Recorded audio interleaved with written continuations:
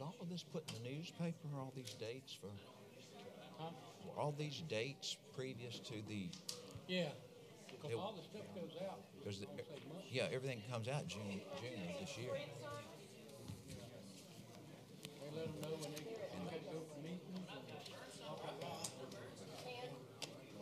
This all came from Laura Nichols' office. So she's on top of it. So.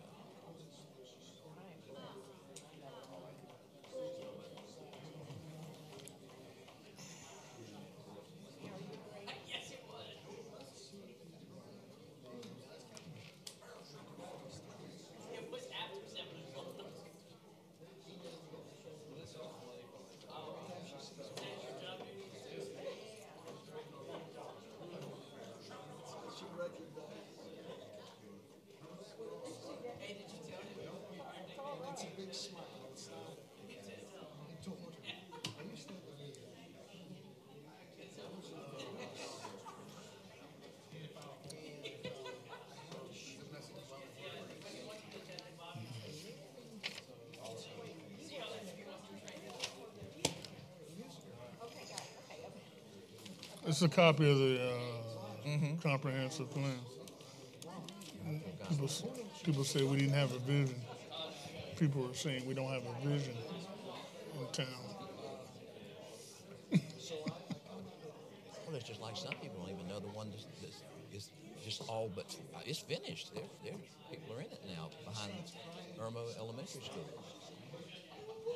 And I'm all for that one, that company. If they get it, I would, because this guy, he builds it, but he also owns the management company, so it's not going to be run down, and people who shouldn't be there aren't going to be there. There's these outfits that build them and say, well, we'll get somebody to take care of it.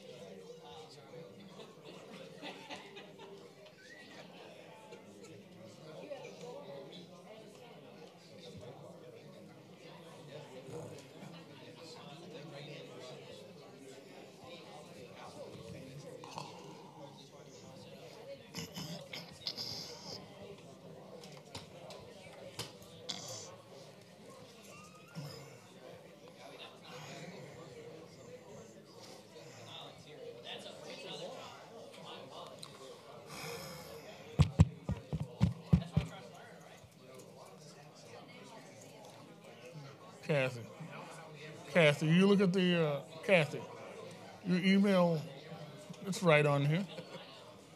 The email addresses. Where are they at? I can't even see them. It's right here. Let's touch on send email. Oh, okay. Mr. Mayor, it's 7 o'clock.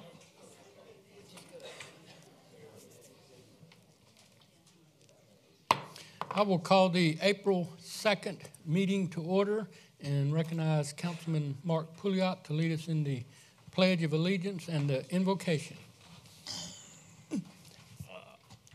I pledge allegiance to the flag of the United States of America and to the republic for which it stands, one nation, under God, indivisible, with liberty and justice for all. Father God, we thank you for the opportunity to serve this community this day. We ask for your wisdom, your guidance, clarity of thought, focus, and the strength to do your will. May our actions be just and honorable in your sight, and help us to reflect your heart in service to our town. In the precious name of Jesus and for the sake of his reputation, we pray. Amen. Amen.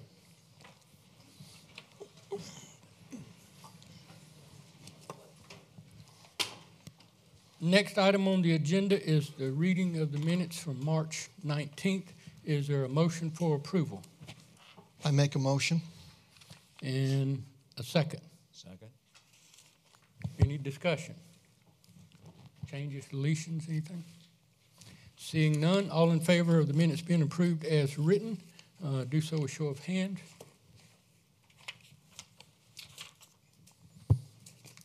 Next item is the administrative briefing. Mr. Brown, anything you need to add? No, sir, not at this time. Any questions of Mr. Brown on the briefing? Yeah, Mr. Brown, I sent you an email about College Street and who was the owner of that, and you sent it back to me and said it was DOT. Yes, sir. Okay, there's a couple of maintenance items I need you to look at for me. One is the street needs to be restriped. The yellow lines are worn out. That request is already, that was turned in last week, and they Was? said, yeah, they said between 90 and 120 days. That's just their workload. No problem. We have a bus stop on that street now, and it's going to be very dangerous to negotiate around that bus and know that you're on the right side of the road and that sort of thing. The other thing is that the lights on College Street, there's about 4 poles, and I believe Midlands Tech might be the ones paying that light bill because they look different than the other poles in my neighborhood, the poles on that street. They put little banners up on it. Midlands Tech has banners up on it. Those lights are not working when it gets dark. It may come on some later time, I don't know. But when I drove down there at 9 o'clock, it was pitch black. I don't know about it. I'll look into it. Okay, I appreciate it, sir. Thank you. And I also wanted to mention, I think at the last meeting, you had brought up about the business license, and Bob checked into that, and state law prohibits municipalities from charging a business license on a public transportation, and that's why they're not charged. Well, I did bring that up, and I thank you for finding out about if we could charge the comment company a business license. But at the same time, I wanted to know if the comment transit is available to our citizens to utilize, since they now have a bus stop in our town, and it's at Midlands Tech. And for what I'm getting, it's not available for the citizens to utilize by parking their cars in the Midlands Tech parking lot. So I have to work on that. I actually got a meeting set up with the president of Midlands Tech to discuss that and several other issues. Yeah, I think from what I've been told in the past, when they don't put those bus stops in parking lots like at the mall and places, is they don't want people parking and getting on the bus. If they want them to ride or walk or however they get there, then that's fine, but they don't want them using private parking, and that's why they don't normally, because I would assume they just put it on their own property.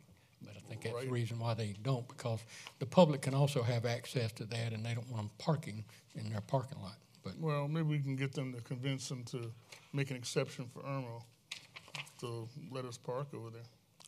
With one more thing. Bob always puts a calendar on our administrative briefing. Y'all don't forget the Easter egg hunt, Saturday afternoon. What time, Jada? 4 o'clock? that's this Saturday. the This 6th. Saturday, yes, Yep, yes. Don't forget, very important. Easter egg and hot dogs. Yeah, because one of y'all will be the bunny.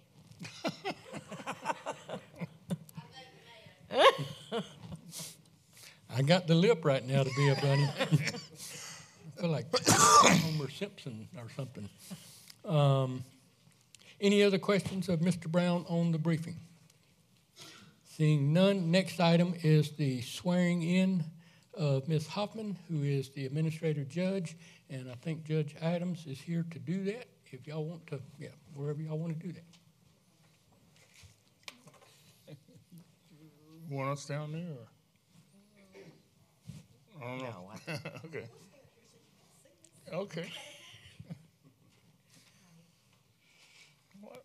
Mr. Mayor and Honorable Council, it is my honor and privilege to be here and swear in Kim Hoffman as the Administrative Assistant Judge for the town of Irmo. You'll raise your right hand. I, Kim Hoffman, swear that I am duly qualified according to the Constitution of this state to exercise the duties of the office to which I have been appointed. And I will, to the best of my ability, preserve, protect, and defend the Constitution of this state and of the United States. I pledge to uphold the integrity and the independence of the judiciary.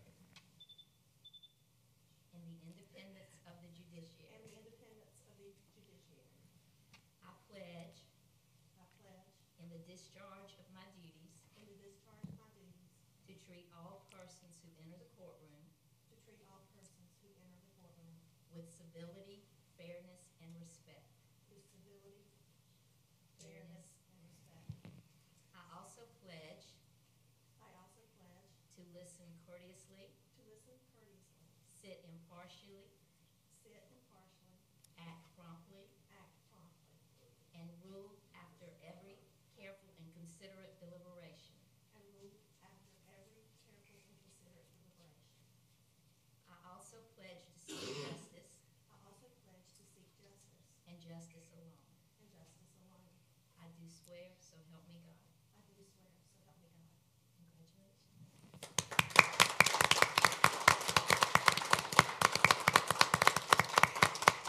You're supposed to be nervous, don't worry.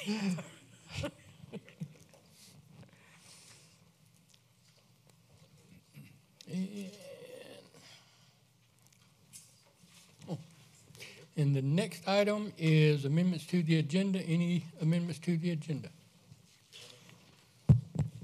Excuse me.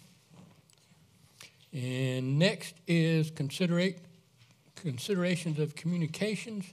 Any communications anyone wants to share? Yeah, I got a letter.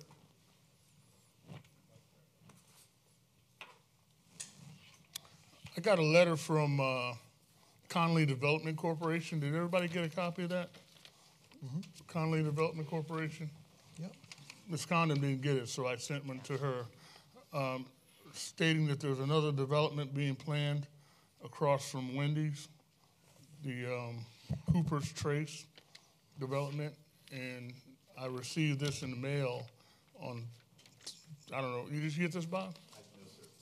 Okay, we gonna make a copy of it for, it was addressed to the mayor, but I got a copy of it. I don't know how. Okay.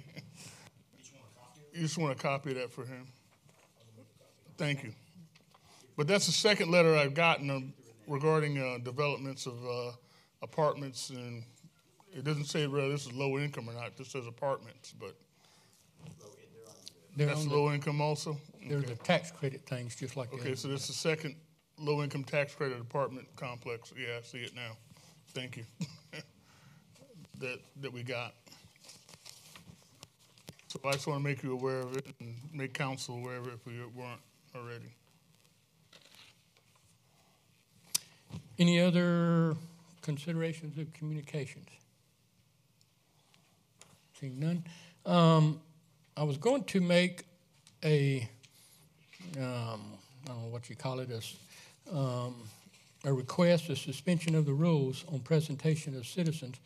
But technically right now, everybody who signed up is signed up to speak at the second presentation of citizens, which is what I was going to ask everybody to do if they want to talk about the apartment. So it would be towards the end and we could go through our meeting. There's actually only one citizen who signed up to speak at the agenda items, and that was Wade Deloach. I don't know if you wanted to speak on the apartments or on another issue on the agenda tonight.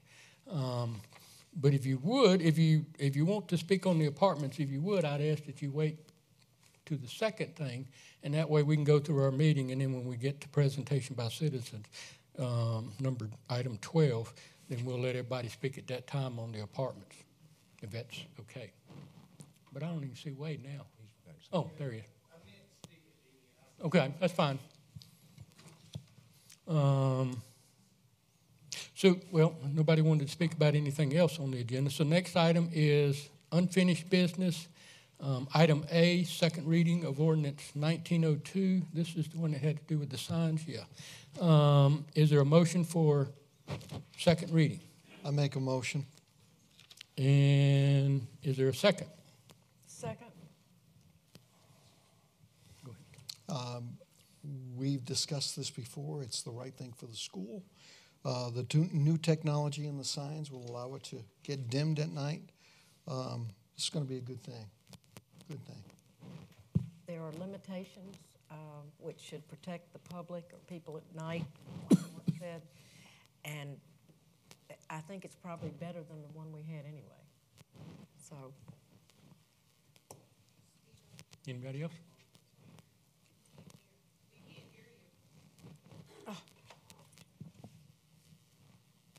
Can't hear Mark or can't hear me? Couldn't hear me? Oh, how horrible.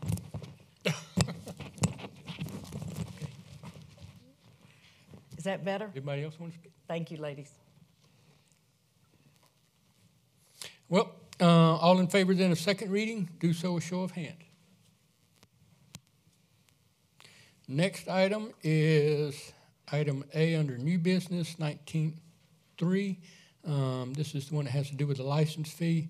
If it gets a second, then we can talk about where this came from and why. But I'll make a motion for first reading of 19.3.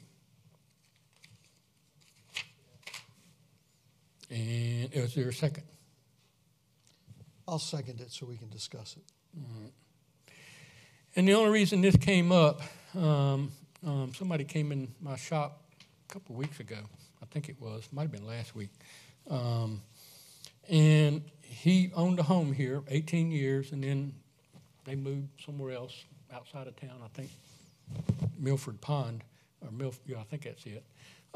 They still own this home because they wanted to keep it and hopefully one day give it to one of their children. I think their children grew up in the home and they fussed if he tried to sell it, so he decided to keep it. And for years, he was not paying a business license because we didn't require it if somebody owned a home and then moved out. We changed that last year, and I may have voted for it too. I can't remember anymore.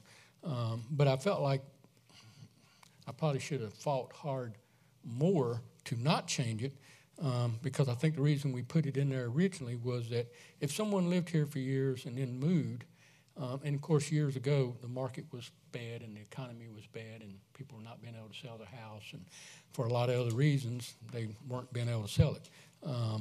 And so it wasn't to make money off of those people, so to speak, or penalize them or whatever, that if they were going to keep their home and rent it out, then they wouldn't be charged a bit. They still had to fill out the paperwork and do all the other stuff, but they just wouldn't be charged a fee.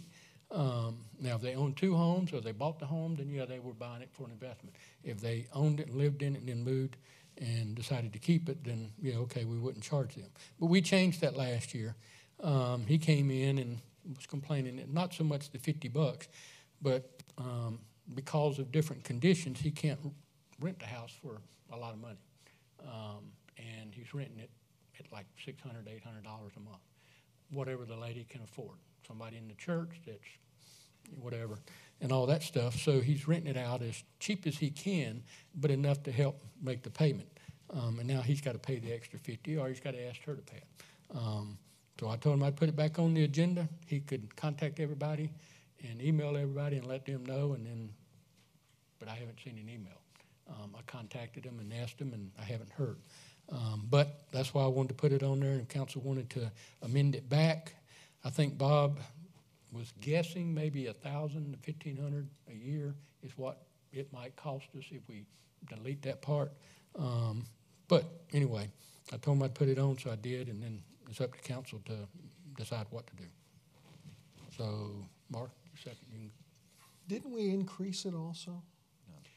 I think From increased. 25 to 50? It was already 50. I think we made a penalty of 100 at that time, is what. Right? I mean, we did this for a reason, and I don't think unfortunately, I don't think we should change it. That's my opinion.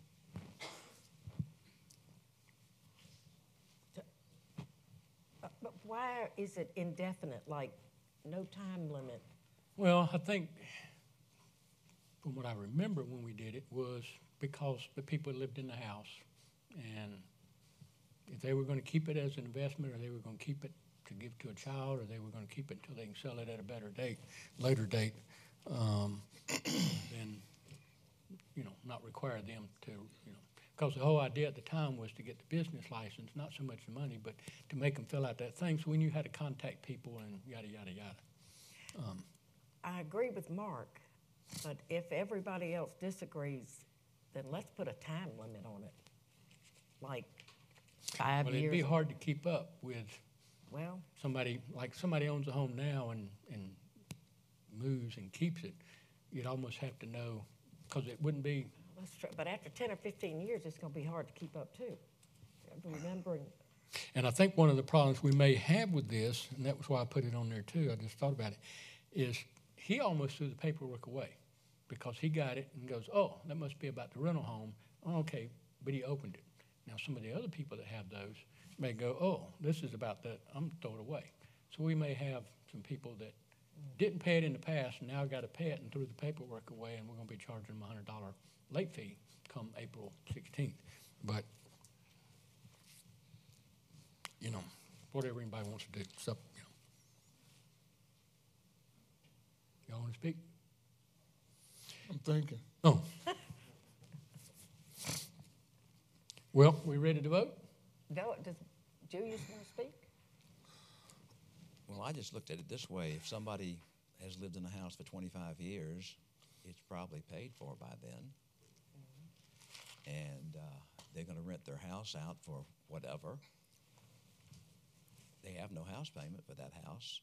They're using that rent to pay maybe for the new house, Taxes. Yeah. taxes, which we all pay regardless. But those 6% go up a whole lot more than the Property homeowner. tax will go from 4% to 6%. Right. Because it's not owner occupied. But the guy down the street that has a house that he rents and has been renting it, and he says, well, just because I didn't live in it, I don't get excused, and this guy gets excused. It doesn't seem like it's equitable for everybody that way. I know everything can't be fair, but like you say, keeping up with it would be a horrendous mess. But the way it's written, the fee is waived the first year that they rent it out. But after that, they will have to pay the rental fee.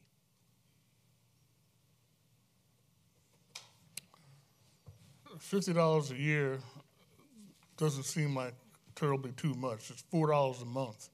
If this guy has a house you're saying he's charging $600 a month for? Well, just from my memory, I know it was low for what other people Right. rent those houses out for, that size. I'm sure there's a whole Facebook full But he'd of been in people. there 18 years, so it isn't Yeah. probably paid off. But I'm sure there's a whole Facebook full of people that want to find this $600 a month rental house in Irmo that would Well- be glad to pay him $600 a month. I would imagine- And he can increase it by $5 a month and cover that $50 a year rental fee. So he can charge $605 a month. I don't think that's unrealistic, well, unreasonable.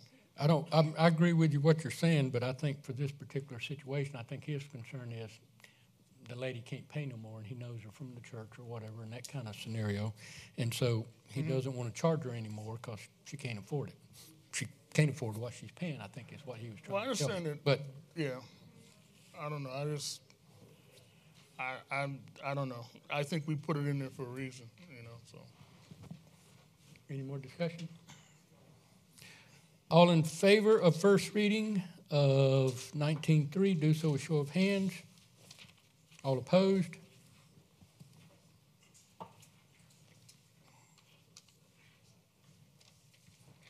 Let me see if I can read this. Oh, Let's add to that. yeah, they're just asking us to speak. Part of the problem is, too, if I turn, or some of us, I guess all of us, turn to look, we don't get picked up unless we're.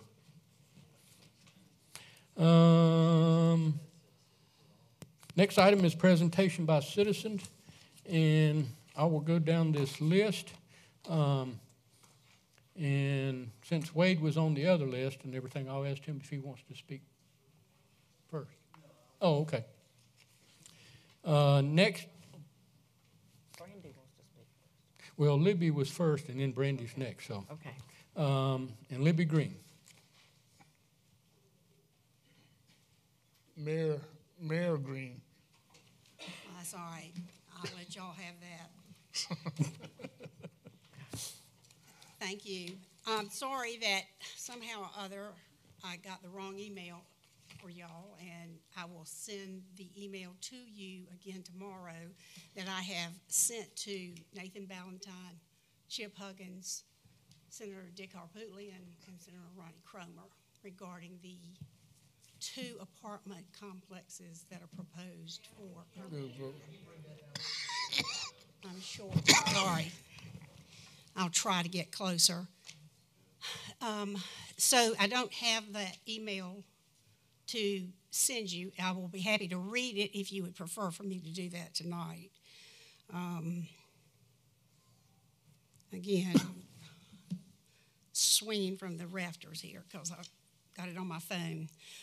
Gentlemen and ladies, this email serves as my objection not only to the above apartment, which I had subject as the project on College Street, but the additional project of low-income apartments proposed for Lake Murray Boulevard. I have lived in the town of Irmo for 43 years. I have served on the town council and as mayor. I have watched our little town of 1 square mile and 800 citizens grow into what it is today. Irmo is affected not only by the tremendous growth, but but that of the surrounding area within the city of Columbia, as well as unincorporated areas of both Richland and Lexington counties. Our current infrastructure, roads, and services are stretched. Irmo is grateful for the benefits additional businesses bring to our merchants and town. However, I have great concerns regarding the addition of projects that bring concentrated population to areas of Irmo that cannot support them. College Street and Columbia Avenue, the proposed location of the Parkside at Columbiana project, are residential streets that were never intended for the traffic they are experiencing now from the shoppers, hotel guests, and restaurant patrons that use these streets and roads. Columbia Avenue was a dirt road as recently as 15 years ago, and now it has become a major shortcut to Columbiana. The number of cars currently using Lake Murray Boulevard is overwhelming, and Columbiana from Lake Murray Boulevard is bumper to bumper most times of the day. I am amazed by the increase in traffic and have watched it grow as more hotels, restaurants, businesses, homes, and apartments move into the area. The addition of both of these apartment projects will bring a concentration of residents and cars into areas that are barely supporting the residents and traffic that currently exist. These new residents will be as impacted by these issues as residents and visitors are currently. Additionally, public transportation is non-existent, as Mr. Walker pointed out a little while ago. I ask that you, as well as members of the South Carolina State Housing Finance and Development Authority, seriously consider the impact to the areas of the proposed projects and their impact on the town of Irmo and its current residents, as well as the residents of these proposed projects. The town of Irmo is my home, and I'm proud to have had a part in its growth and what it has become for its citizens, but I am very protective of it as well, and do not want to see it become a place that is so overcrowded that the town government is unable to provide services to all who live here. If you wish to contact me, and I provided my contact information.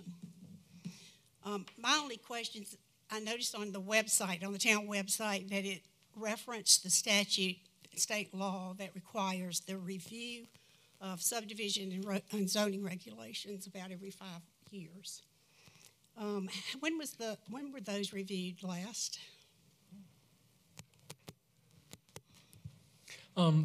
This is a time for y'all to speak, but we don't. Okay. Well, but they have been done. My question is, how long ago has it been that they have been reviewed? The property that has been designated for multifamily or apartment dwelling, I would appreciate if that was reviewed and perhaps looked at again as to its impact on those areas.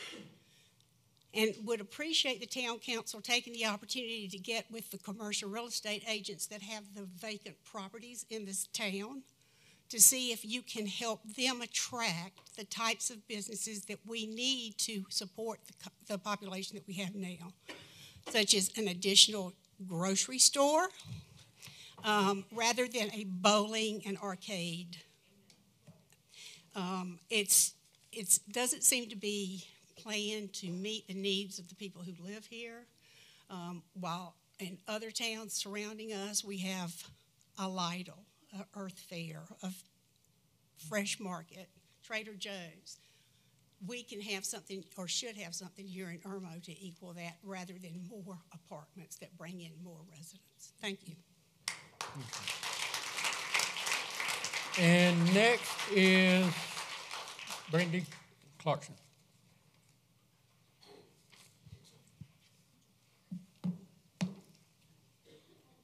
I want to second the commercial real estate agent remark that she just made, because our planning commission has one on it who supports this. And I think we need to review the commissions. I've said that the last 3 meetings, but I'm not here to talk about that tonight. I want to talk to you about our schools in Irmo and these 2 apartment complexes that are being proposed. I understand there's probably nothing that can be done now after talking with you guys before the meeting started. I do feel like you've been a little negligent in the past, as she was saying, for not reviewing our zoning and allowing something like this to happen. And I think you'll agree when you hear these numbers. So these numbers came off the State Department of Education website, and they are based on free and reduced lunch numbers. This isn't about free and reduced lunch, but I want to read these numbers to you. So Irmo High School has 60% of the population is on free and reduced lunch. Dutch Fork High School, 29%. Chapin High School, 14%. These are last year's numbers, not this year. Irmo Middle School, 56%. Dutch Fork Middle School, 29%. Chapin Middle School, 17%. Chapin Elementary School, 26%. Lake Murray Elementary School, 12%. Seven Oaks, Nursery Road, Lee Park, and Harbison West, 76% of students are on free or reduced lunch. What that means is 76% of those students either don't pay school fees or pay reduced school fees. It means 76% of those students could be suffering from attendance issues, discipline issues, learning issues. The classrooms are overcrowded. These students need additional help. They don't have the resources at home to go to school and function like the other 24% of those students do. This isn't about the 24%. It's about those 76. Those are children. It's not a number. In the 14 years that I worked for the school district, I spent 12 of those in high-need schools. H.E. Corley Elementary, so it's not about apartments. That is a neighborhood school. And Irmo Middle School. The needs are real. These kids don't have food. They go home with snack packs. They don't have clothes. They don't have school supplies. For the most part, the parents do care, but some of these kids don't have parents at home who care. I've driven into these apartment complexes, knocked on the door, and told the kid, you've got to come to school today, because they're truant. These are facts. This is not about race. This is not about income. This is not about anything except what they need. The schools are already over inundated with these needs in this cluster. This is not breaking news. This has been going on since I graduated from Irmo High School in '99. I don't understand how y'all have ignored this. I don't understand how the school district has ignored this. So if y'all can't fix the zoning, and if these 2 complexes have to come here, the school district needs to fix it, and we need to spread this out. This isn't about hating low-income people. It's not fair to those families to send those families into a school that's already 76%. It's not fair.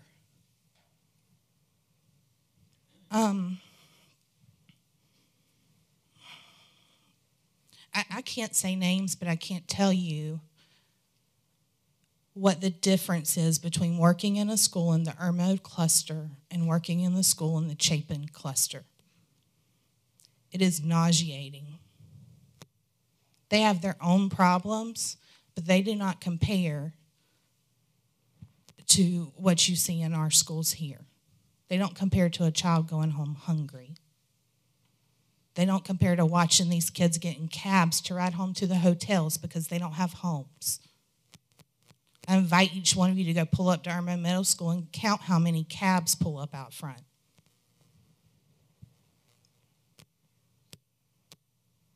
This was poor planning on your part, and it's poor planning on the school district's fault as well. So if you can't do anything, y'all need to go to the school district. And everyone in this room needs to go to the school district.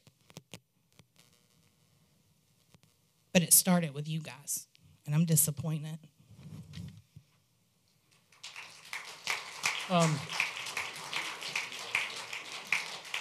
Let me make a statement real quick. We're going to cease the clapping. We're going to get to let people speak. Y'all can wait to the end or something, but we're going to keep on this agenda and get to the point where we can discuss this. So I'm going to ask everyone to refrain from the clapping and the whichever way, yay or nay, so that we can move on through the items tonight.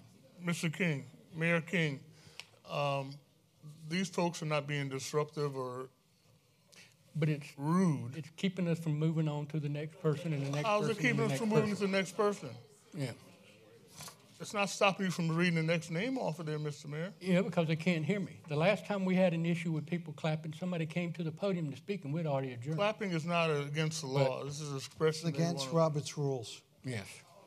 Clapping is not against the law for the folks that are doing it. It's against Robert's rules. Against Robert's rules. It's against this disruptive. Okay. So everybody can be respectful. We can move on. We're here to hear, but let's just keep it at that. Next is Dan Ross.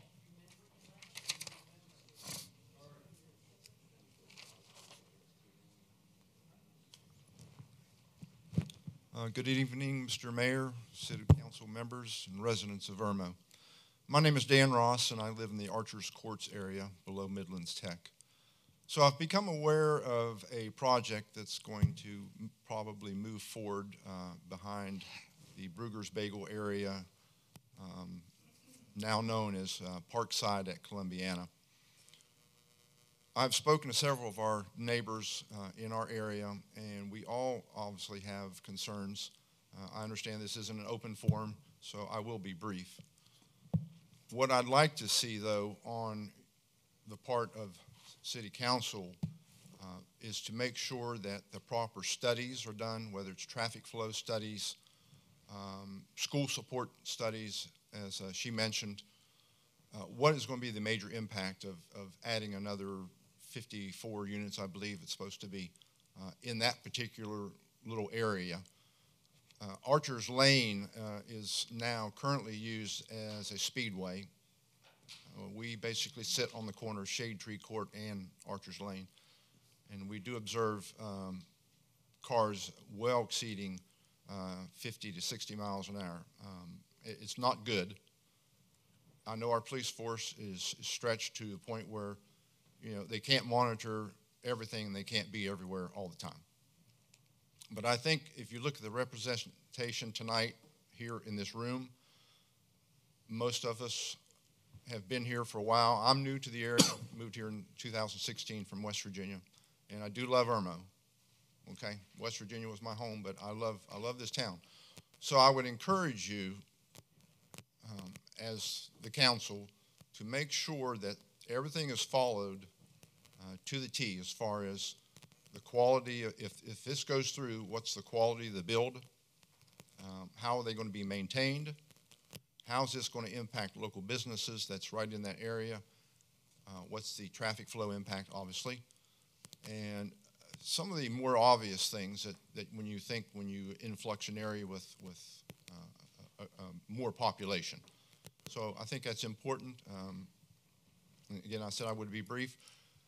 I think everybody in this room hopefully agrees with me that we just want to make sure that if Parkside at Columbiana does proceed, that it's done in accordance with state laws, local laws. We want to make sure that everything is done the way it's supposed to be. We're all looking at property values, other situations that we feel are important to us as residents.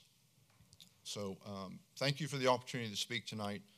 I appreciate it, And I certainly pray that you all will do the right thing in making sure that this project, if it goes through, will be done correctly and to the letter.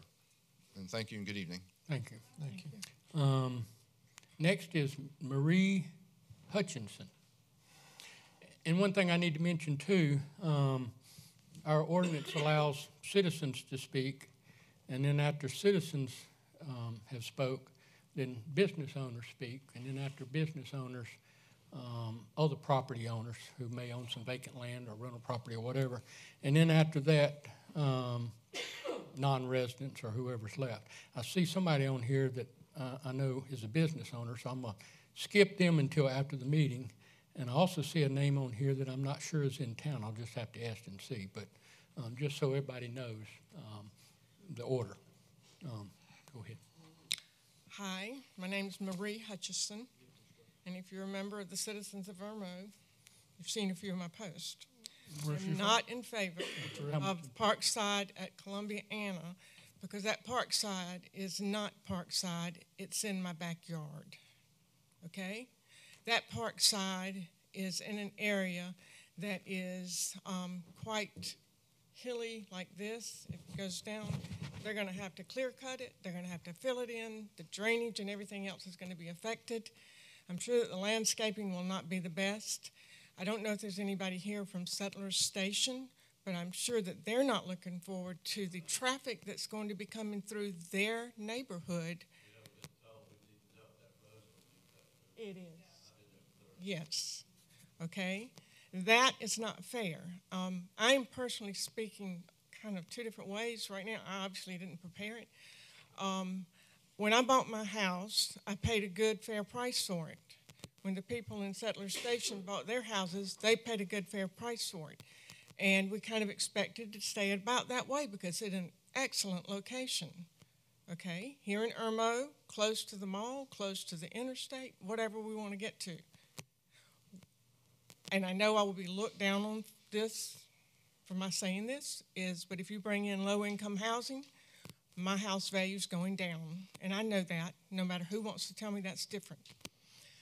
I have heard someone say that it will be good for business in Irmo to bring in these low-income housing, to have people living there who are going to just be spending money. No, it's going to be a drain on our resources.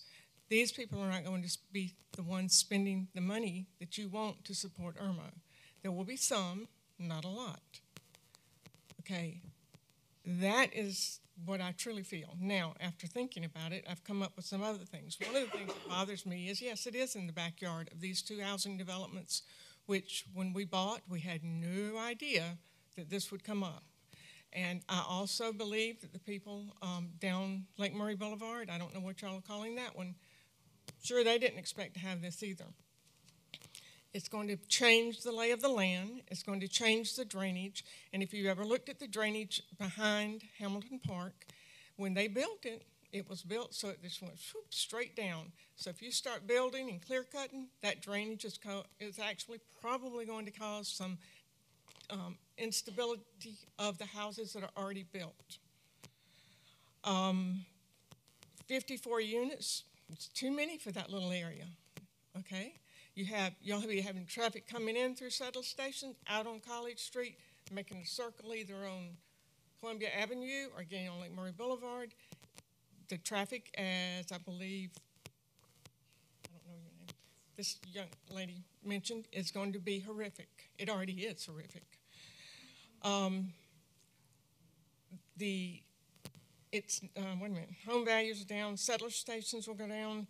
I do not believe that this area is zoned for this kind of housing. I looked through the Irmo plan for development. I read it, and when I got to all of the maps, one of the maps seemed to indicate that it was for single-family housing. So I think that needs to be looked at.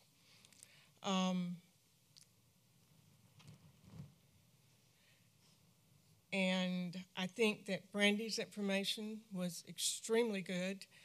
I was a teacher in this district for 26 years and started out in Chapin and came to Irmo, and that was 20-something years ago that I quit teaching or retired, and there was a distinct difference in the 80s from the two areas. It's much more distinct now, and some of the things that are going on at Irmo High School are going on at Irmo High School because they want to bring up the image of Irmo High School because it was going down. I will not say what that is, but there is a program.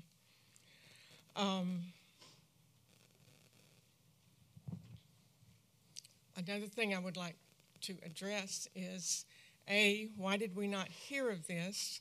Why did some of our council members not know about it? Or our Nathan Ballantyne, in a post that he has on his thing, he didn't get notified until, late in March. It seems, personally to me, that there is something going on here underhanded, that somebody's trying to get this through. Don't want everybody to know about it until it's too late. And some people are saying if this goes through, it should not go through. It should not go through. There is no reason for it to go through. How many low-income housing developments do we have in Irmo? Look at the population that Brandy was talking about at the schools in this area. You don't get snack packs to go home with you, and you don't get free lunch if you're not in a low-income bracket. And probably we have apartments, I know, at least 3 that are low income. Do we really need more in our town? I don't have anything personally against these people, but why don't you take them out and put them next to Ascot?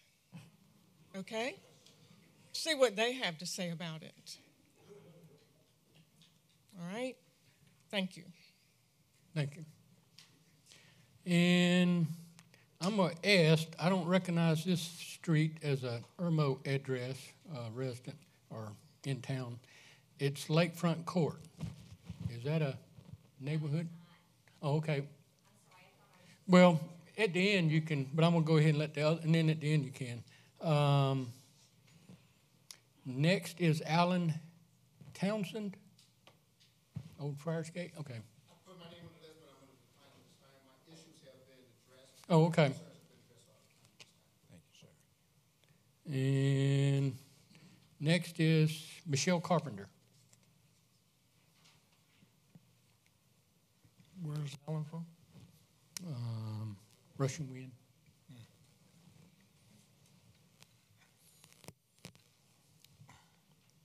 Michelle Carpenter, 112 London Pride. So everything that everybody said is pretty much how I feel about the whole thing. Property, I retired from the military in 2011, and I grew up here. I graduated in 89 from Irmo, and it's grown exponentially since I graduated in 89.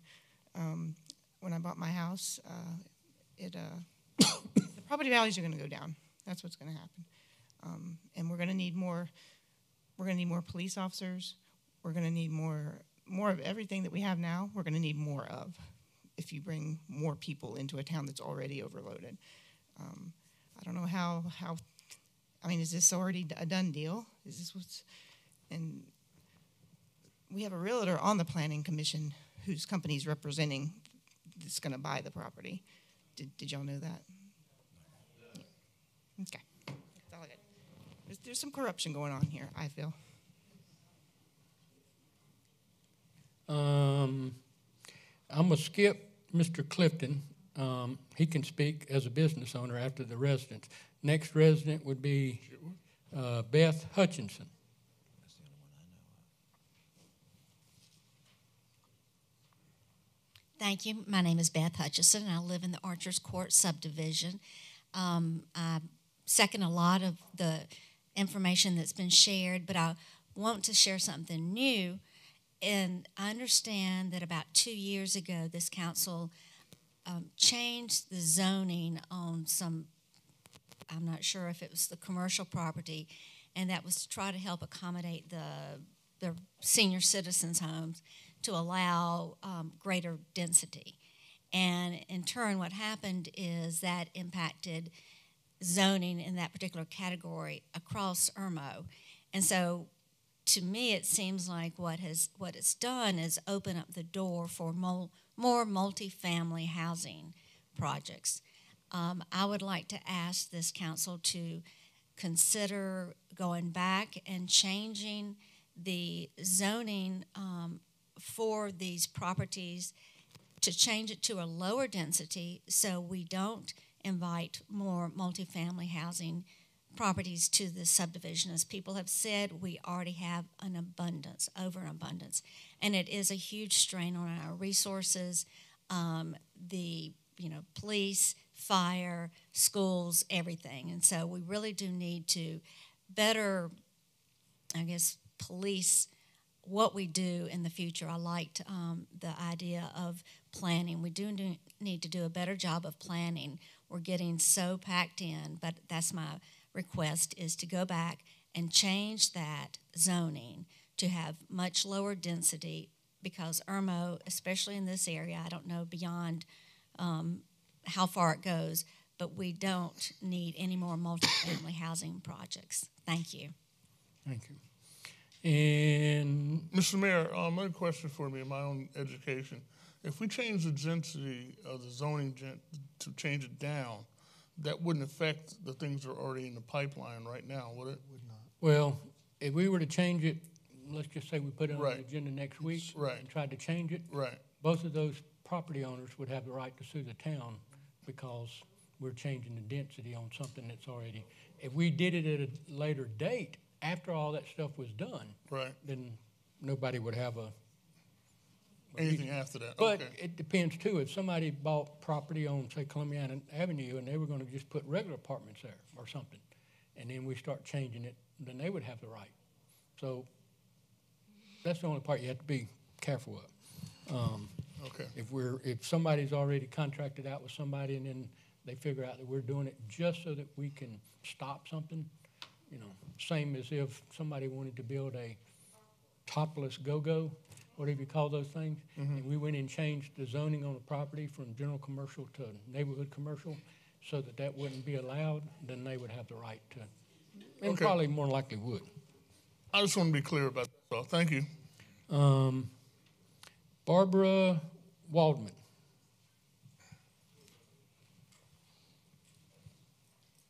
Good evening, and thank you for the opportunity to speak tonight.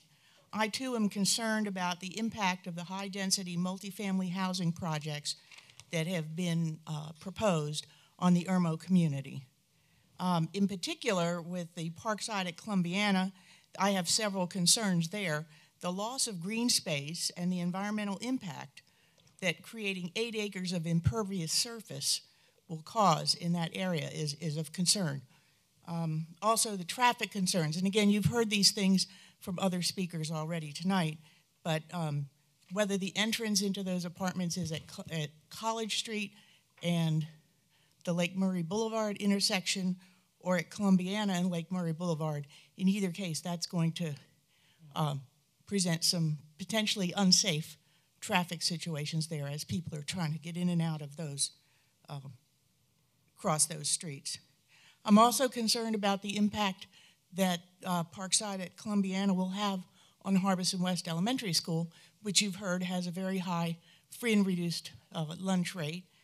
And Harbison West is actually the third highest, or has the third largest population of students of all the elementary schools in District 5. And Lake Murray and Chapin Elementary are the other two that have more students. And right now, both of those schools are under enrollment freezes because of the growth in those areas. And in general, my concern with high-density multifamily units or apartments is that they do tend to bring in students, families with students, and students who are more transient than the students that live in other parts of the town in single-family homes. And so that puts an increased burden on teachers in those schools that are affected, whether it's the elementary or middle or high school. There are times when there are so many students moving in and out of a school zone that in the course of a year, there could be hundreds of students turning over. And so that makes it difficult for those teachers that have to deal with those students to be able to teach them and to meet their needs. And we do have numerous low-income housing options for families and for older persons already in the Irmo and Harbison areas. I just did a quick scan of some maps and looked at listings for apartments in anywhere from Harbison out to the lake on Lake Murray Boulevard, and I just quickly came up with 20 different apartment complexes. 6 of them are fairly new, and several of them are either designed for older persons or for low-income individuals. So again, as everybody else has been saying tonight, I'd like the council to look at their zoning and how, how different areas within the town are zoned, and try to do things that are going to be best for the Irmo community. Thank you. Thank you. And Rose Lewis.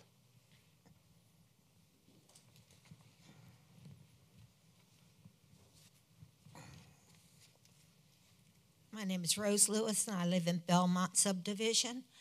And my daughter sent me the email the other day with the letter, and I thought tonight was going to be a discussion as to whether or not to bring those in, and it sounds like that's already a done deal. And I just feel that there's so much other property around. Why bring it to such a populated area? And no one has brought up the fact that it is going to increase crime, and crime is already escalated in the Irmo area. And before I moved to Irmo, I had this conception of Irmo as being low income, but I realized it's not, but now it's going to revert back to my original thought of Irmo. And I would really like to see this not go through. There's property around that could accommodate these things, and I think they should be looked at, and that's all I got to say, and I agree with most of the things everybody has said tonight. Thank you. And Susan Clark.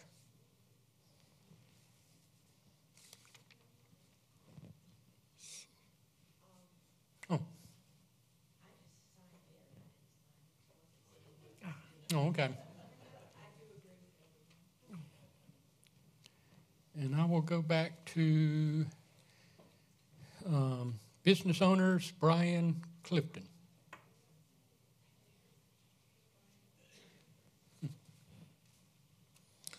Mayor, this project is not a done deal yet. It hasn't even been approved, right? Yeah. So I want to make sure the citizens know that it's not a done deal as of yet, but it has been slated to be voted on by the income tax people.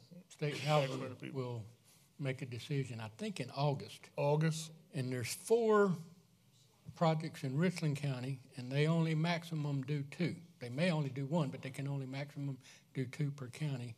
And there's 2 in Lexington. This is one over here, and wherever the other one is downtown. They may do both of those. They may do 1. It depends on the points. But go ahead. Thank you, Mayor. I guess one thing that... Who are you? Brian Clifton, I'm sorry. I own a business over here on College Street. Thank you. Hey, President. Thank you very much. I guess the concern I have is some of the things that we've already heard, grown up here and have kids in the school here. Just want to make sure that we're thinking through. Also realize that some of this stuff is driven from federal level and some things that we necessarily can't have any say-so about. So instead of being reactive all the time, I'm wondering how we can be proactive so in the future we're not getting told what to do with our town, but we're dictating what we want our town to look like. Maybe we put a moratorium on these things, council does, or maybe we charge a business license fee per an apartment that makes it to where if they want to go forward, they're paying their fair share of all the issues that we know are going to come out of this thing. Because we know these developers are coming, buying this property, they're getting this federal money, they're fully occupying them, and then they're turning around and they're selling them to investors for a ton of money. So they're making money, and we're sitting here holding the bag for what these things actually cost. So that's the way business works. They have a right to do it, but if we understand how the game is being played, I think we should be charging our fair share of what it's costing this community and getting those revenues as well. So that's what I had to say. Thank you, Brian. And I saw another, Dave, and I can't read that, looks like Group or Grove? Groden. Grove, okay, Harbison Community Association. Thank you very much. I didn't realize my name was on the sheet, but I think one of my employees put my name on there, so I'll speak with her later. Anyway, I also live in the town of Irmo, and I've been here for about 8 years, but I also represent Harbison Community. I want to clarify a few things. First, the developer, I think, notified one of the council members in February that of this proposed 54-unit apartment complex. Harbison Community Association, and it falls within our covenants. However, we were not notified until Friday of last week, so I'm not sure why they're dealing with the town of Irmo, but maybe there's a reason for it. If you look at the town of Irmo zoning, I think you'll find there is a conflict. The parcel is zoned general commercial in one place. The other place is zoned residential single family. So it appears to me that the town would have to change their zoning to multifamily before this thing could ever go forward. If they notify our DDRC, which is our design committee, the first thing we're going to tell them is you got to get the zoning straightened out before you come to Harbison. So it appears right now if your zoning maps are up to date, which I assume they are, you'll find on there, again, in one place, general commercial. The other place, you'll find residential single family. So again, when they notify Harbison officially, we're going to say first you've got to get the zoning clarified, and then you present all your information to us. It is very confusing. It's a 8-acre tract that is owned by, or was, or is owned by Georgia Capital. Obviously they want to sell the property. These people, I don't know if they've actually bought it or not, but they apparently have a reason to build there. And if you see the map that they proposed, it's only a small portion of the land that they're putting this 54-unit on. And as some of the residents here have indicated, it does fall right in the backyard of Hamilton Park. It's also adjacent to the Settler Station. But again, whenever they do get clearance on the zoning and they have to submit the building plans to Harbison, then we'll look at all that. But I'm surprised, frankly, that they notified the town first before they notified Harbison. But again, maybe there's a reason for it. But again, I think you'll see if information that there's a zoning conflict. In our opinion, it's got to be zoned multifamily in order for apartment complex to be put on there. It cannot be built, in our opinion, under the current zoning of general commercial or residential single family. Thank you very much. I appreciate it. Thank you. And the next is, it was a name, I'm looking for it. Oh, the lady that didn't live it. Betsy Bryant. Okay. And let's see. Where's she from? I think, and then Jada Powell. I just recognize hers at the bottom. You will be last. That's last. Oh, okay.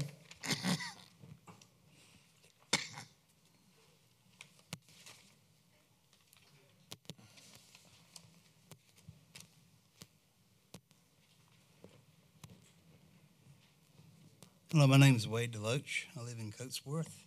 A couple of things I want to address. If we go forward with this thing, or even if we don't put the developments that you're talking about on the agenda up, we have a bus stop in town, only one.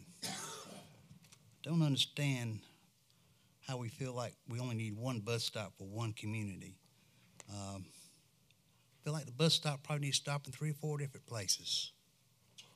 I mean, you're going to make a special bus stop for just one development. We got people all over town that could possibly use that bus stop just because you're not in a low-income apartment doesn't mean there's not low income in the community. I mean, there are people that I help out regularly through the Handy Hands group that I know could use bus transportation.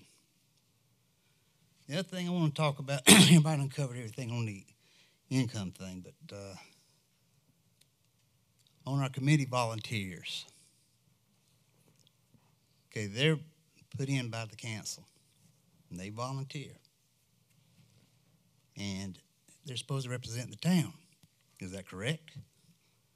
And if they do, they shouldn't have any conflict of interest. None. There was comments made on Facebook today, and I've seen pictures, and I've looked at it, and I'll say his name, Chitwood. He said he's not connected with any of this. And if you look at his little sign over here, Wood Road and Lake Murray, and a sign over here, 2 different companies, same phone number. That's a joke, right? Let me go a bit further.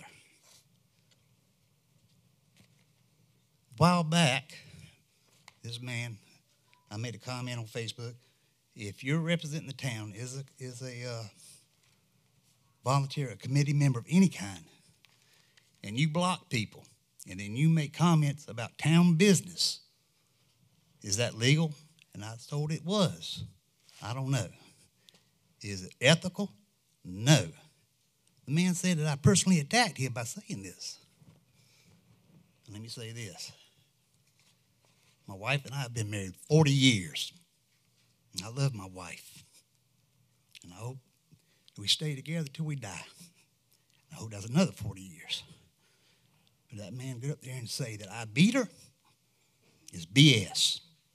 And anybody to support this man to get up here and say you could be on the committee and make comments like that, you don't belong up there. And I hope that this coming November, if you keep this man on the committee, everybody will remember this, because I'm going to remind them again and again and again. My wife's a very private person. She's never made a comment to anybody on Facebook or out in public about anybody else. He had no right to make that comment. And if you guys keep him on the committee, I'm not ending it here. He's got to go. And come November, this will be reminded, brought up again. Think about it. And next would be Jada.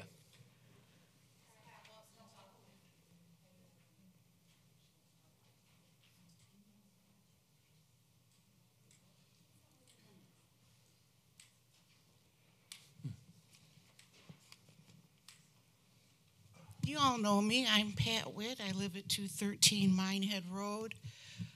I cannot talk about a personal issue, but I do want the people in the audience to know, take a look at your council members, and I urge everybody to vote. Come out and vote on November 5th. We can't do it alone. We can't change it. My personal rights have been violated for over 3 years. I'm on a quash right now where I cannot tell you all, but you can probably all figure out a little bit about what the situation is. But there will never be any good changes in Irmo until we elect Barry Walker as our mayor. These other people have continually sat up there and know in their heart what is right and wrong and sit there like dumb ducks on the wall and won't ever answer anything. If you want to know anything, you got to call up Barry Walker, because he does have Irmo at heart. But I just want to let you guys know I'm going to be the biggest cheerleader out there, and I'm going to have my dog Toby. He's going to be wearing a sign too. He's going to be out there at the voting booth, and we're going to say it is time for a change. You people have the right to know. Will you please not stare at me, Mr. Glassmeyer? It is time for a change for Irmo. Oh, just shut up. You're always, but that's right. What I'm going to say. Make your and okay, to us. And also you have got Mr. Chitwood on the planning commission. Is that not a a conflict of interest for him to sell this property. That's something else that y'all better think about. There might be other lawsuits and things come. You don't have to. I'm fine. That's what I wanted to say, but please come out and vote, please, on November 5th. And next is Jada. Oh. She wants to go last. I'm sorry. All right, Eric Sickinger, Crestfell Hidden Oaks. I'm not going to spend a lot of time rehashing what everybody else has already said. A lot more people have done a lot more research than I and have some great points. Sorry, who are you, sir? Eric Sickinger. Okay, I didn't hear that part. Thank you. You're welcome. First of all, I have no issue with affordable housing. I think affordable housing is an important issue. I don't think people should be homeless. I don't think they should have to live in squalor or in bad situations. There are 18 million vacant homes and 600,000 homeless people. There should be people in homes, not homeless. That said,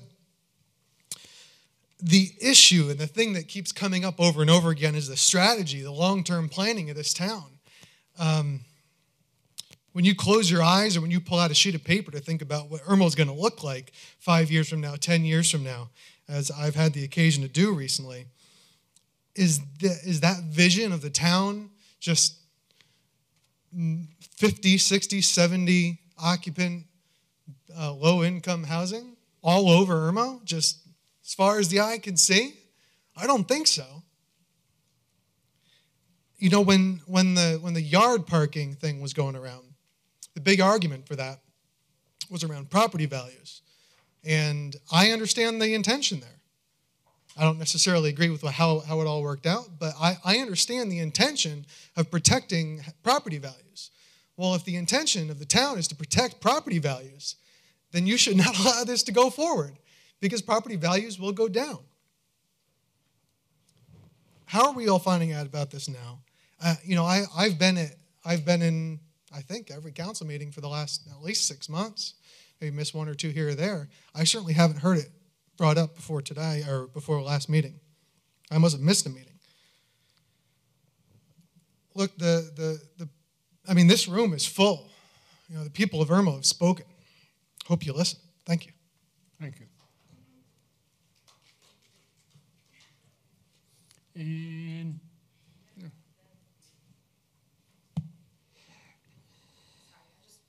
didn't want to talk about this with the school district stuff, but the property value issue, since we do have a commercial agent selling this property, I feel like I can kind of come up here and give a little bit of expertise as a residential agent. Let me tell you first that I was in the low-income portion when I worked at the school district. My house was rotten for the last 10 years. I'm surprised I haven't gotten an abatement notice. I quit the school district to provide a better life for my children. Began selling real estate. I saved every penny that I've made in the last 8 months to fix my house. We had all the vinyl put on, windows done, with the intention of selling within the next year or two and getting out of Irmo, basically, because of what it's turned into, not because of low-income people, but because of this council. Now, I've wasted my money. I'm not going to get that money back, and I would have gotten that money back. The values in my neighborhood, which is Friars Gate, are insane right now. If y'all had said this before, and we're not talking about $2,000, I wouldn't have spent that money.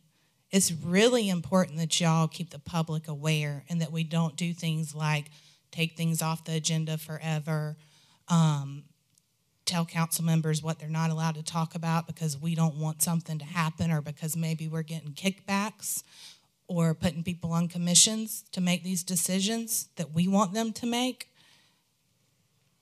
I don't see how you put someone on a commission that supports something like this and benefits from it. Someone is financially benefiting. And no, it may not be his brokerage in Columbia, but it is his brokerage. It's a satellite office. He referred it out. He's not dumb. He didn't want his name on it. because his name's already on the other most hated property in Irmo. So he didn't want his name on that one, so he refers it out. It's the same company. He should be immediately removed from any commission that plans the future of this town. Period. And Jada, okay.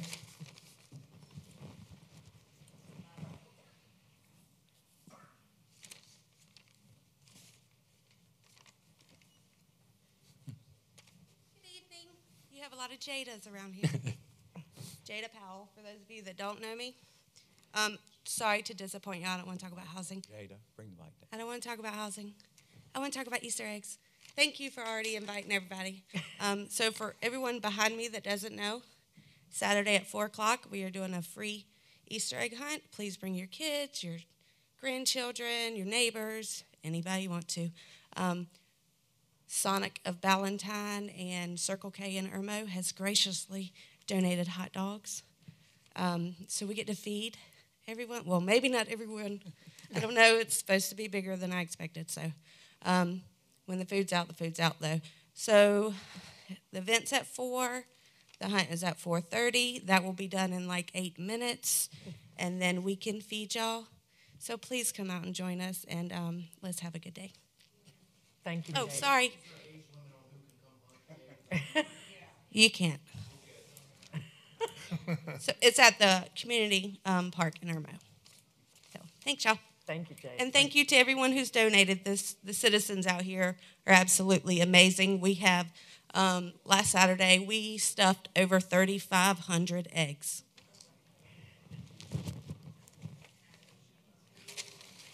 And next item is discuss. Go ahead.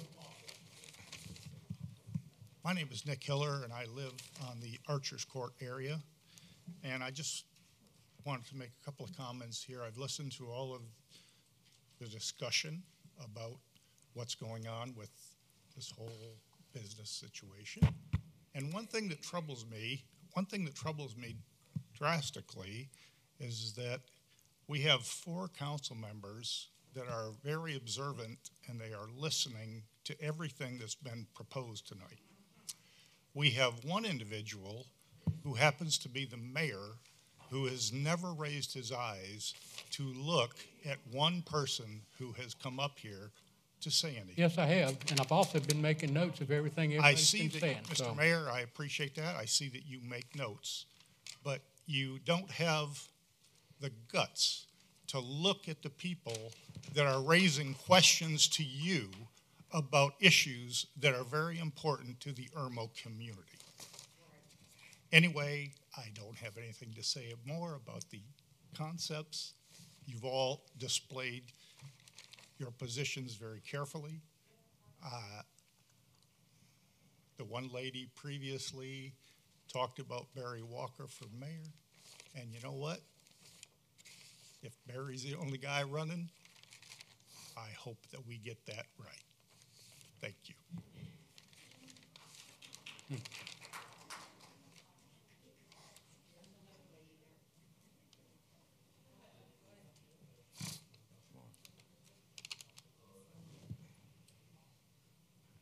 Good evening. I'm Jerome Fitch, and I live at 38 Rapids Ford Court in Settler Station.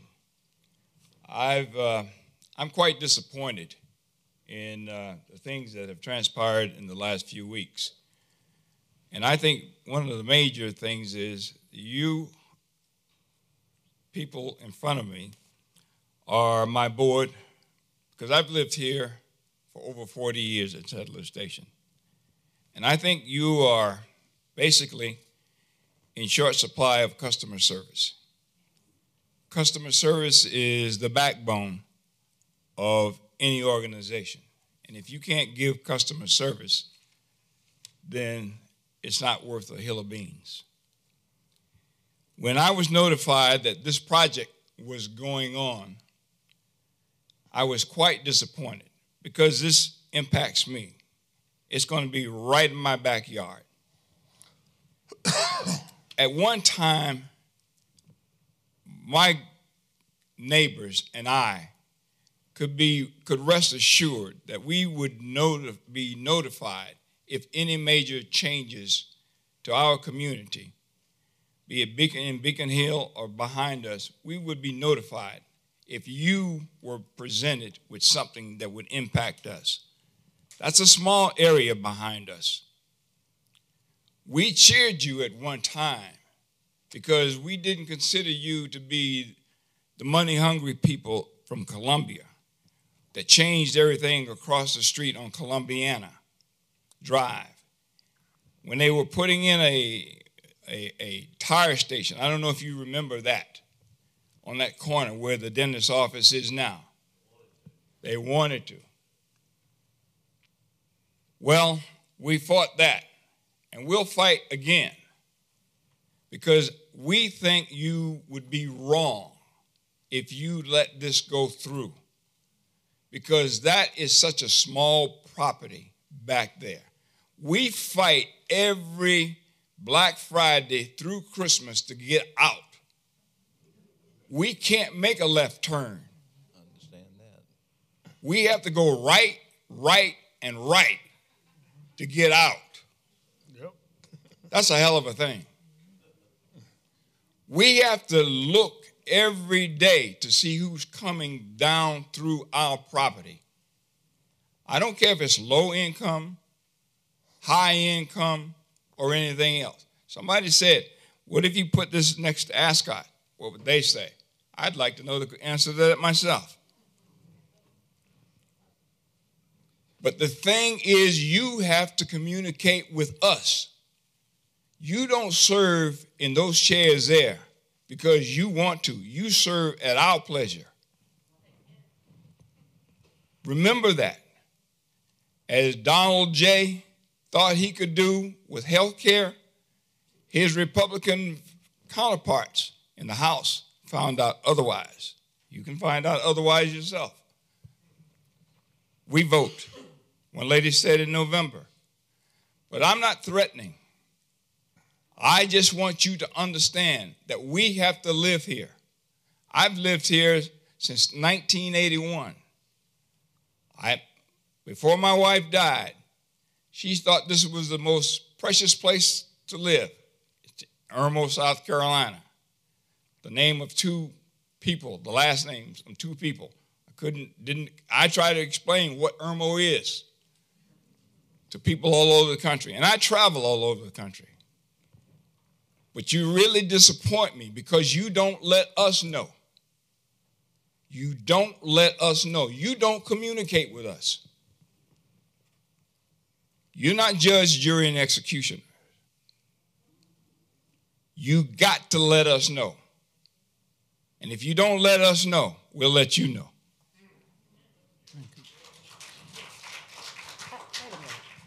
His last name is Fitz. Susan, 1 minute. I think Fitz. Let me say, Fitch. Oh, okay.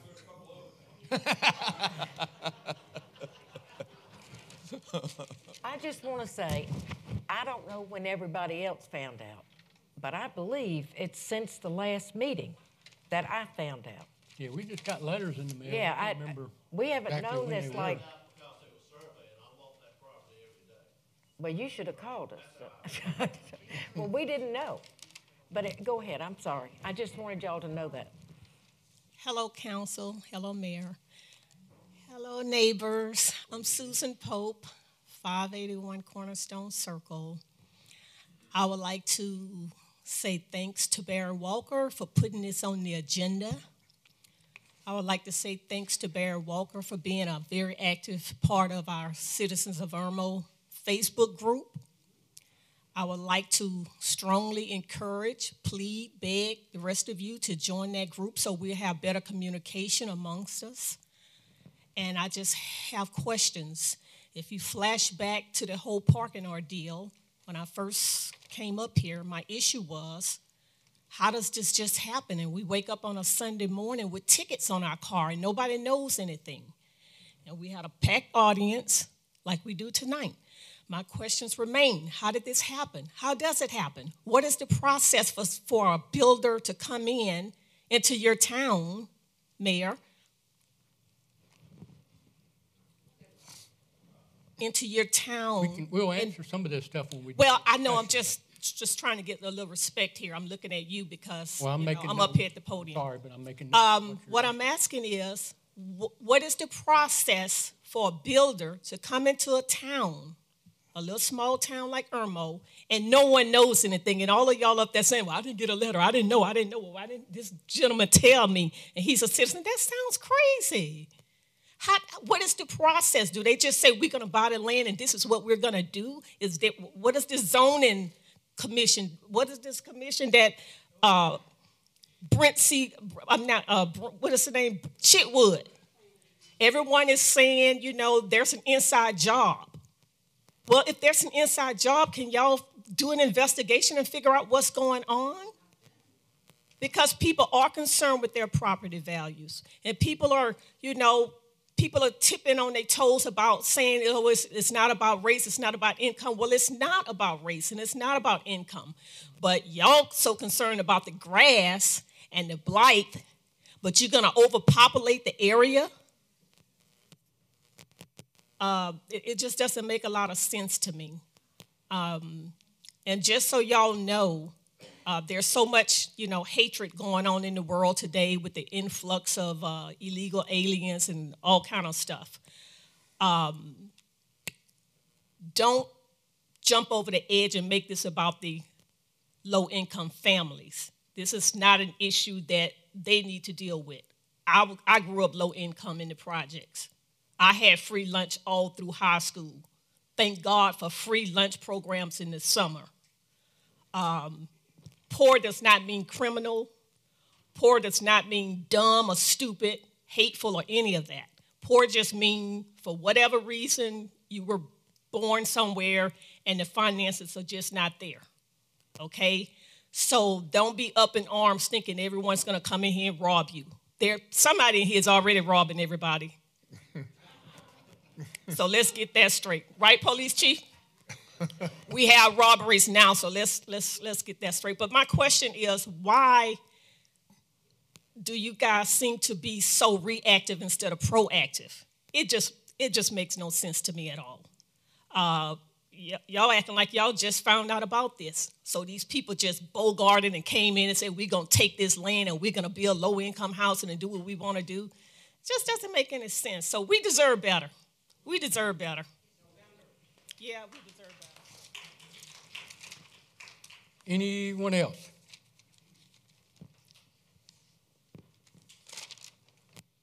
Seeing none, we'll go into discussions, and Councilman Walker, you can lead off. You put this on. Thank you. As you know, we're here to discuss the low-income tax credits that were applied for by, looks like 2 builders now, one at Parkside at Columbiana and the other one Conley Development, both who I've gotten letters. The letter I got from Parkside was dated February 26th. The letter dated from Conley Brothers was dated February 25th. And I just got the Conley Brother letter last week. And then the Parkside letter, of course, we got it 2 meetings ago, but we didn't have any information about it.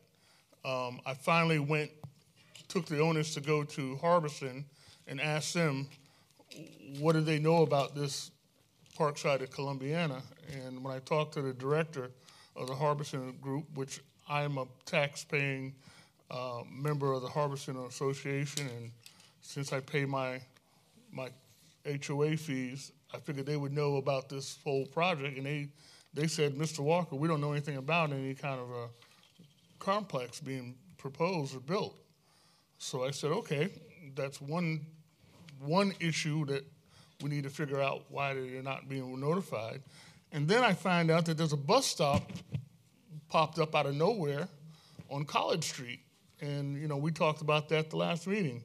Who authorized the bus stop and who put it up, who gave permission to do that. And I found out that the Midlands Tech asked for this bus stop.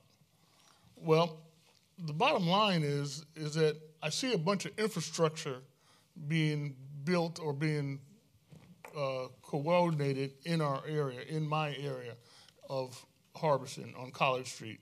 It was not there. The bus stop was not there until a month ago, and all of a sudden it appears, and now it's there. And now we got a letter from a builder who wants to put 54 apartments up there, and that wasn't planned until, I guess, after the bus stop went in. And then I find out that they're applying for a low-income tax credit. So all of this stuff is happening in this same area over in College Street. And I asked the question of Bob and council, what was the zoning over there? And I was told that it's general commercial. And in general commercial, you can build multifamily apartments. That's what I understand. The density level was changed. The density impact was changed. And because that happened, basically it allowed the numbers now crunch and allowed people to build apartments. I'm not going to say the low-income apartments, just multifamily units in an area where they didn't have the numbers didn't crunch out to be okay. But in this particular piece of land on College Street, I think Mr. Grogan from the Harbison Association pointed out to council and to me that this land was originally zoned general commercial on one map. And that's what we have here, and I can give that to you.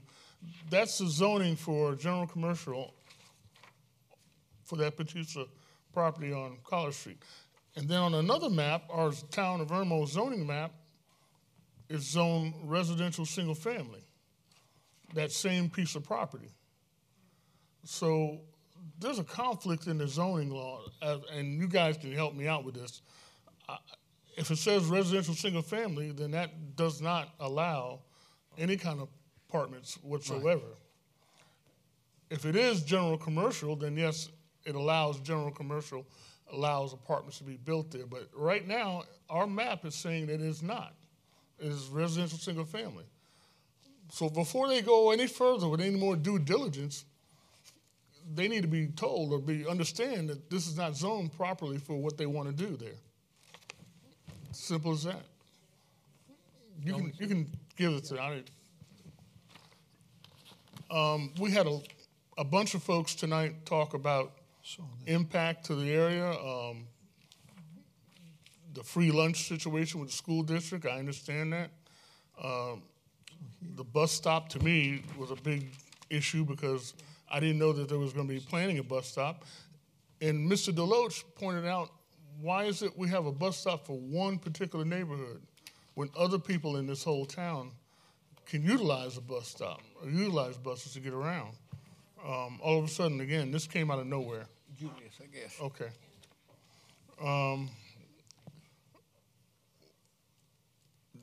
Mr. Fitch brought out to us that we didn't communicate to him and to his neighbors that the impact of what we were developing in this area or what was being proposed to be developed in this area.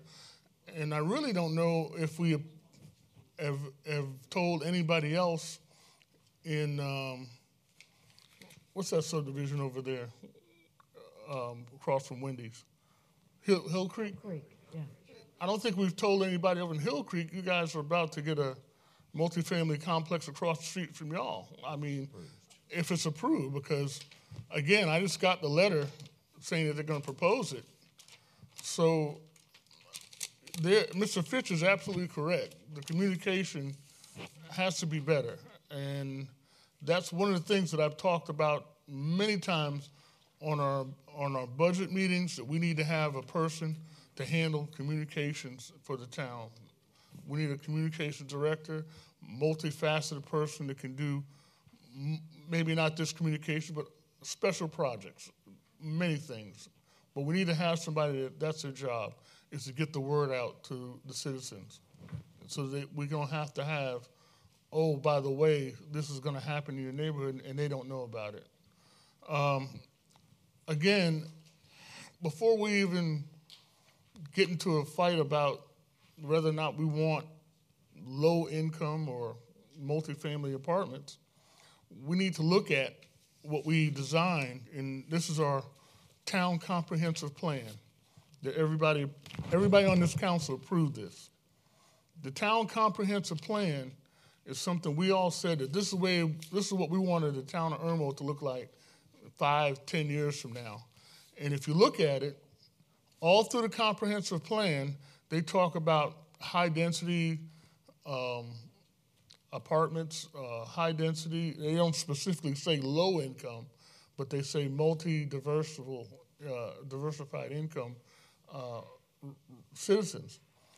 At the same time, Irmo is not getting any younger. We're going to have to attract younger families to the area. And God knows, I had a great raising my kids here. I had a great time raising them in our big 4-bedroom house that me and my wife don't need anymore.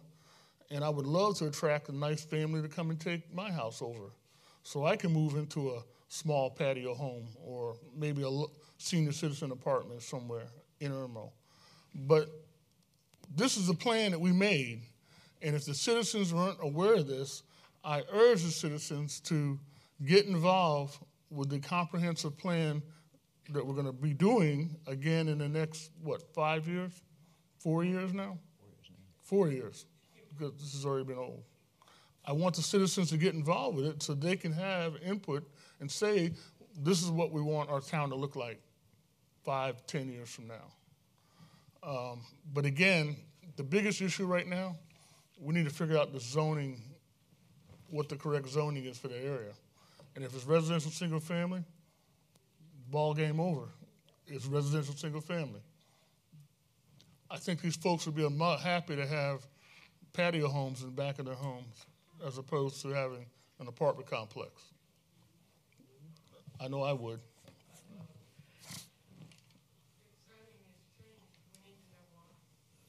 And anyone else?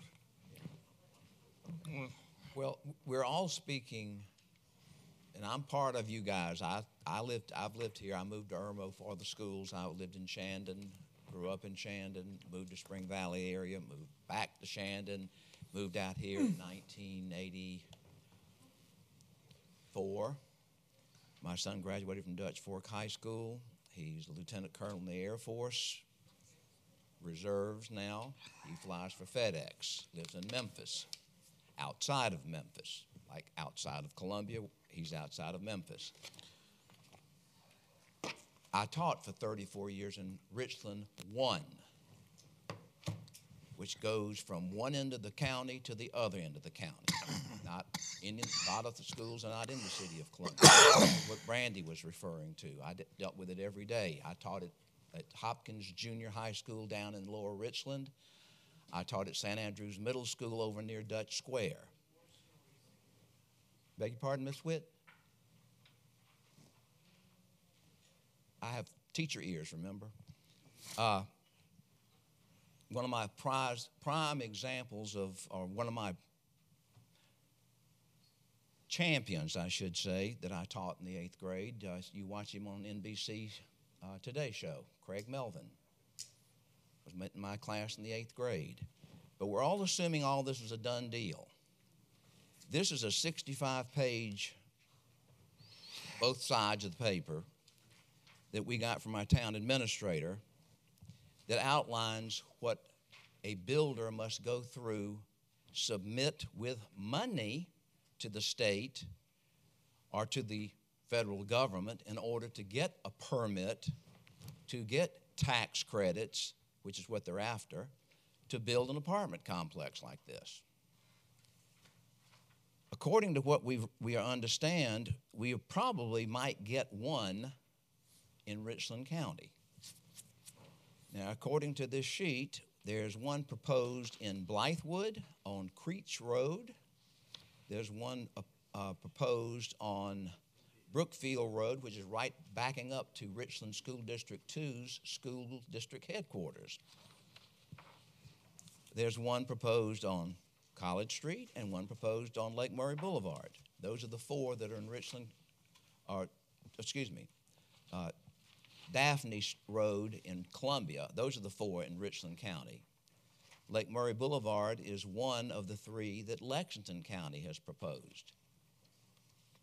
Nope, they might not get any of these built. It all depends on the people who are in control of giving them the money to build them. And that's not us. As far as selling property, you can't tell someone who they can sell their property to. My father had a friend that real estate people thought they were going to get all of his land. It was Monroe's poultry farm out on the other side of town. And Mr. Monroe, before he died, his wife predeceased him, so he gave his children a small tract of land here and there, and he put the rest of it under property management of the Resource Department of the state of South Carolina. It cannot be built on. It's going to be a game preserve or green space or whatever. Real estate people out in that section of town don't like him anymore. So right now, we're just, same as you, we just found out about it the first of the month, last month, since this is already April, excuse me. So I'm not in favor of it. The school districts, and of course, here's another thing too. Lexington-Richland 5 covers a larger area than just the town of Irmo. All these new apartments that are on Broad River Road and on Lake Murray Extension that goes into Broad River Road, those go to Dutch Fork High School or Irmo High School. Just because they're not in the town of Irmo does not mean they don't go to those schools, and the schools are overcrowded.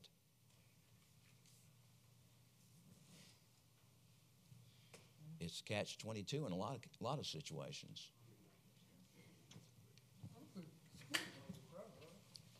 Well, they've got a moratorium on one of the Lexington 5 schools in Chapin. Is that not correct? And one school, they can't build it because it's on a dead-end street or something to that effect. I can't remember what the discussion was on that, but schools have to have 2 entrances.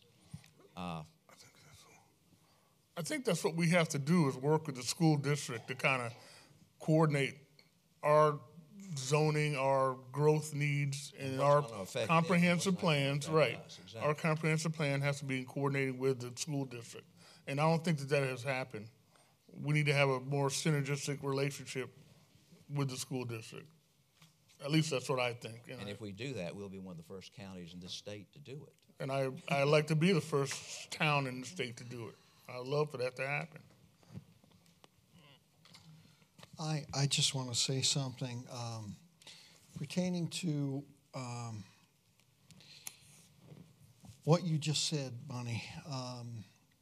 The South Carolina State Housing Financing and Development Authority 2019 Low-Income Housing Tax Credit Manual requires, Councilman Walker, that for new construction and adaptive reuse developments, evidence that the land use requirements for each site on which the development is located is currently zoned for or allows for multifamily residential use.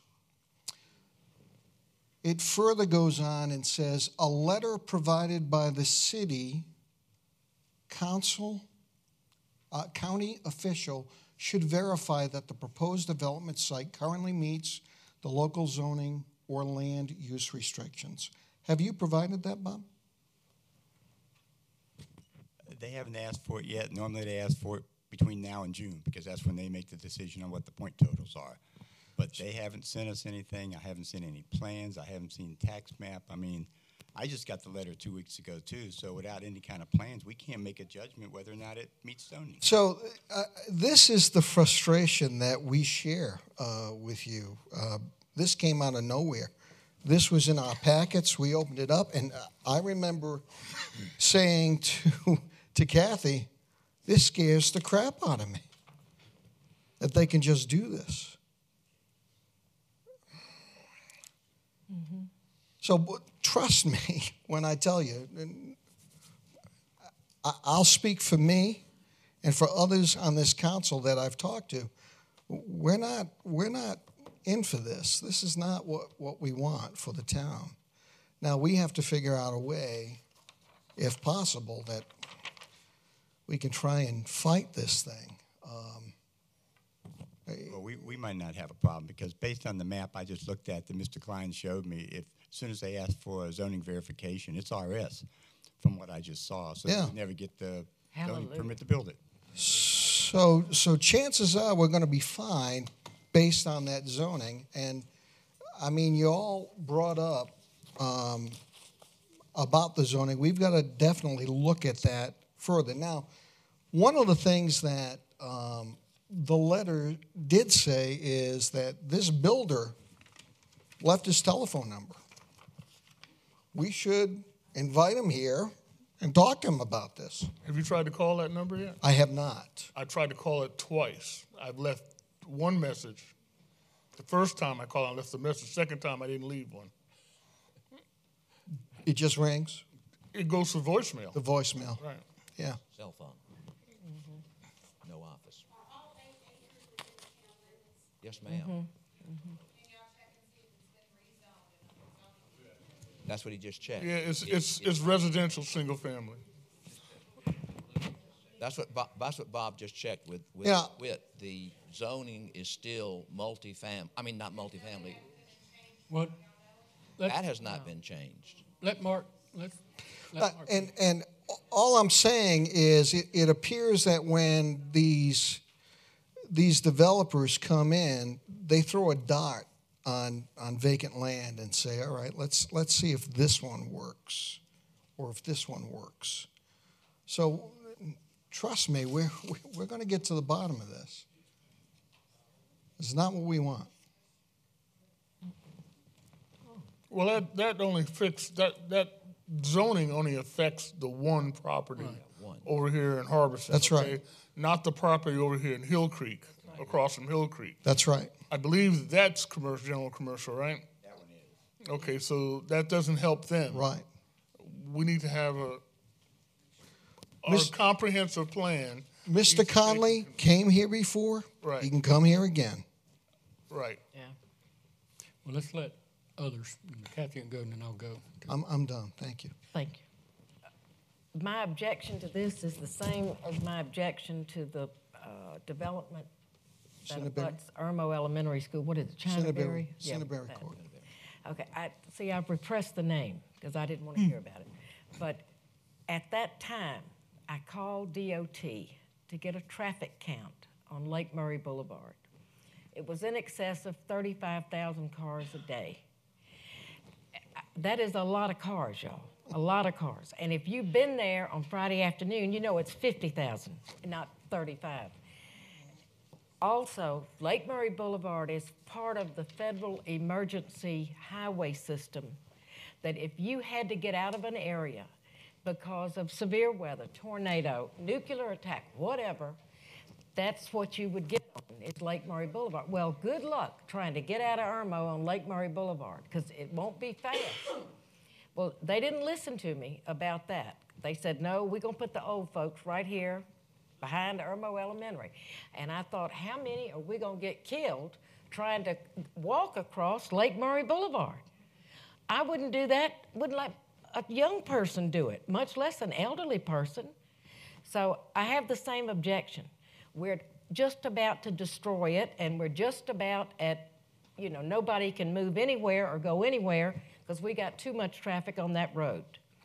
Okay, now, that's the preaching part. This is a personal part. I'm married to a gentleman somewhat older than myself. I make him older than me all the time. It gets a little worse every year, but anyway. He has some health problems, and there are times, twice, in the middle of the night where he has fallen, and I could not lift him. I had to call Lexington County Dispatch and tell them it was not an emergency, it was not an illness, he was not dying, but I needed help. I had to wait my turn because we live in an aging community where the paramedics have to go all over this area with the same difficulty I'm having, trying to lift people, get people to the hospital, take care of people. That's the age of our community. I'm sitting out here looking at all of you now. I believe we're the same generation. There's some young ones in the back. But over here, I think we're the same generation. And we all have these infirmities, or we're going to have them. We're stretched to the limit. And I look at the chief and I think about, no. You're young, okay. I still say, Tom Selleck applies for your job, you're gone. Anyway, the big fan of Blue Bloods. We cannot afford in our budget not even 1 or 2 more police officers. If we did, we'd be going into deficit spending, and Lord knows nobody wants to do that. So I don't know how we're going to patrol, offer service, anything to 2 more developments of this size, plus the school district.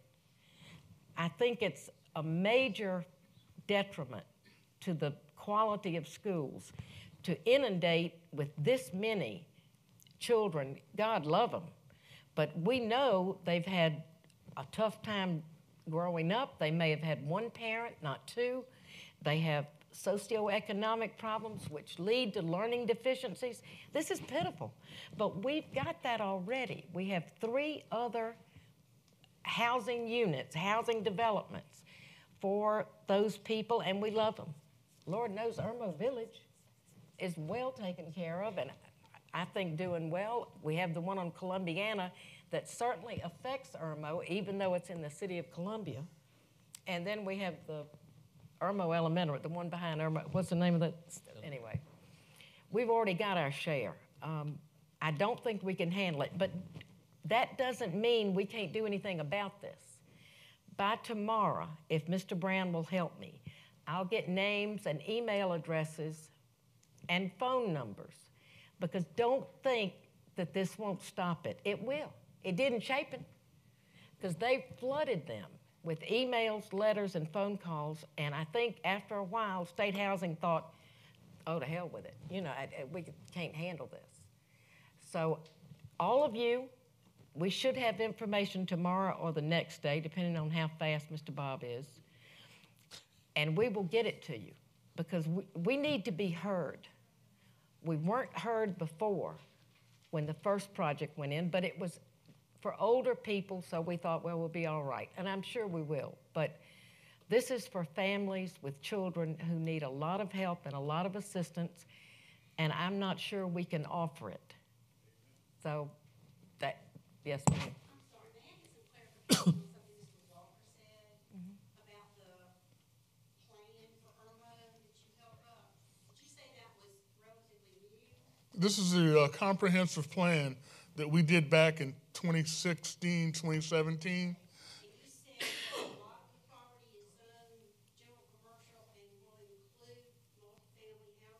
We have a lot of properties in here that have been slated in our comprehensive plan to be multi-family, multi-dimensional properties, developments, okay? Every 10 years, we have to come up with a plan, a vision for the town. And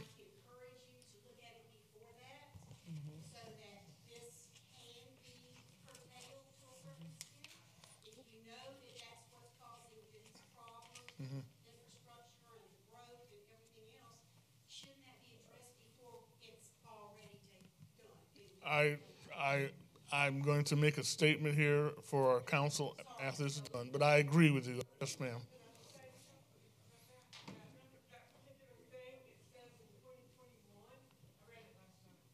He did.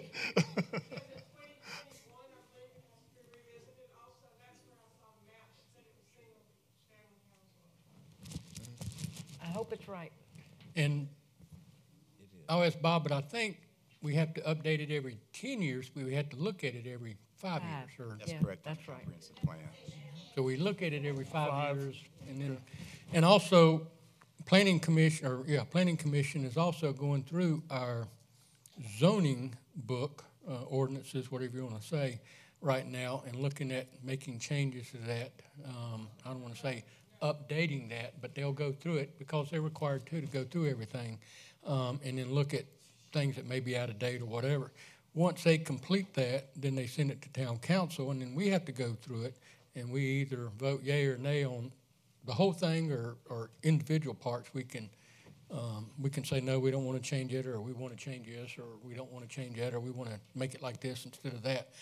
That is a process we have to go through, too. That'll be this year, probably later in the year before they get through with it and send it to us. As far as some of the things, I wanted to answer some of these questions that I can. I don't know them all, but I do want to answer the ones that I can, and then I want to make I'm going to call it a personal comment, too. But I think one of the last people asked, how does this happen? When the state housing puts out the notification, which I think on that sheet there that we got is many months back. It looks like October of 2018, they start the process. And they go through a process of letting builders, developers, anybody, whoever, know about these, that the tax credits are going to be available for the year 2019. And they go through a process. And once they say the bids, or I'm going to call them bids, the projects, whatever you want to call it, have to be into them by March something or whatever it is, they let people submit stuff, and then they produce this list that tells of all the projects in the state. We do not have to be notified. Councils, elected bodies don't. I think there is something in the guidelines that say that they have to notify the state representatives for those areas, but they don't have to notify the local bodies like the town council here. They do that sometimes out of courtesy, you might say, but they don't have to do that. They just kind of let you know we're turning in a bid. I would think that these people are smart enough to look at stuff and find out that the land is zoned properly, but evidently not. I don't know. But that's kind of the process. They go through everything, and then sometimes, I think it was last year, well, 2 years ago, whenever it was, we didn't know about it until much later date. I think that guy finally, sent something out and let everybody know. But they let us know. We finally hear about it as well. Based on what I've been told, and I think based on what I read that Nathan Ballantyne also said in a letter or an email that went out, and based on what the lady Laura Nicholson, I think is her name, at State Housing told me 2 years ago, or maybe 3 whenever we went through this before, the letters don't make a difference. I'm going to just say what she said, whether we like it or not. When they get these projects in, they point these projects. If you got a whole brick, you get more points. If you got half brick and half hardy siding, you get so many points. If you got the energy efficient type appliances in there, you get so many points for that. If you have washer and dryer hookups in each apartment as opposed to one for the whole floor or the one for the whole unit, you get less points. You get more points for certain things. You get points for being close to grocery stores. You get points being close to drug stores, pharmacies, restaurants, hospitals, doctors' offices. That's why they don't build them at Ascot, so to speak, because they won't get the points. Out of the 4 that are in Richland County, and again, this is coming from somebody that may know, probably knows more than me, that only 2 of those Richland County out of the 4 will get at most 2 per county. Based on his pointing, and he points them himself because he's one of these developers, the one over here at Parkside, and there's another one out on Garner's Ferry. I'm not sure which one of those it is. Those 2 have high points. Those 2 are the ones that may get, the other 2 have less points. So 2 of them won't get, and when they point all these things and give them points for all the stuff, how closer to this, how closer to that, then they turn around and make that list, and if there's 35 projects on here, they probably got enough money for maybe 15 or 10, 12, 15. I think the tax credits, if I understand it and read part of it right, it's maximum $850,000 per place. Could be a little bit less, but it's maximum. So they go through and start whoever got the high score gets their 850, and they go down the list. When they get to a tie, if they do, and they're running out of money, and they got two projects, and both of them, let's say, got the same score, and one of them has a lot of letters of support, and one of them has a lot of letters of no support, then they're technically going to give it to the one with support, because those people want it, these people don't, so they'll split it. But the lady told me, in her time of doing it here, they haven't run into that situation, because the points are normally not a tie, and they run out of money before they get to the ones that might fall into that category. But that's kind of the process as far as how they do it. We don't have anything to do with it. We don't know until one day we get notification that this one got approved and that one didn't. And of course, if that one over here, wherever it is, doesn't meet the zoning, then that one won't get it. I would assume they would have sent something before to make sure. Maybe they looked at a map. You would think so, but like I say, we haven't received anything, no site plans, no idea of what that property doing. You're saying is zoned RS? RS. That's what it looks like. I'll confirm it tomorrow, but if that's the case, and when they... Because I know some people have looked at that property multiple years ago, and they wanted to put a hotel there. And I was thinking they must have knew what they were doing and looking at that. And then I wanted to... Plus the covenant of Harbison. Right. Not a done deal, and of course that's been discussed. The entrance, I think whatever we got at the last meeting, that gentleman from Park Place or Park Ridge, whatever it's called, didn't we get some little draw out that he sent with that letter that showed? Yeah, that's what I got here. That's correct. We've got it's a little hand drawn, but it's not the scale and doesn't right. show how it's But laid the out on entrance was parcel. going to be on the road that's behind all those little strip shopping centers. That's one of the entrances. The other entrance is in Settler Station, right there, back of Mr. Fitz's house. Oh, okay. There's two entrances right there. And we probably won't know that until we get a plan from them showing. Yeah.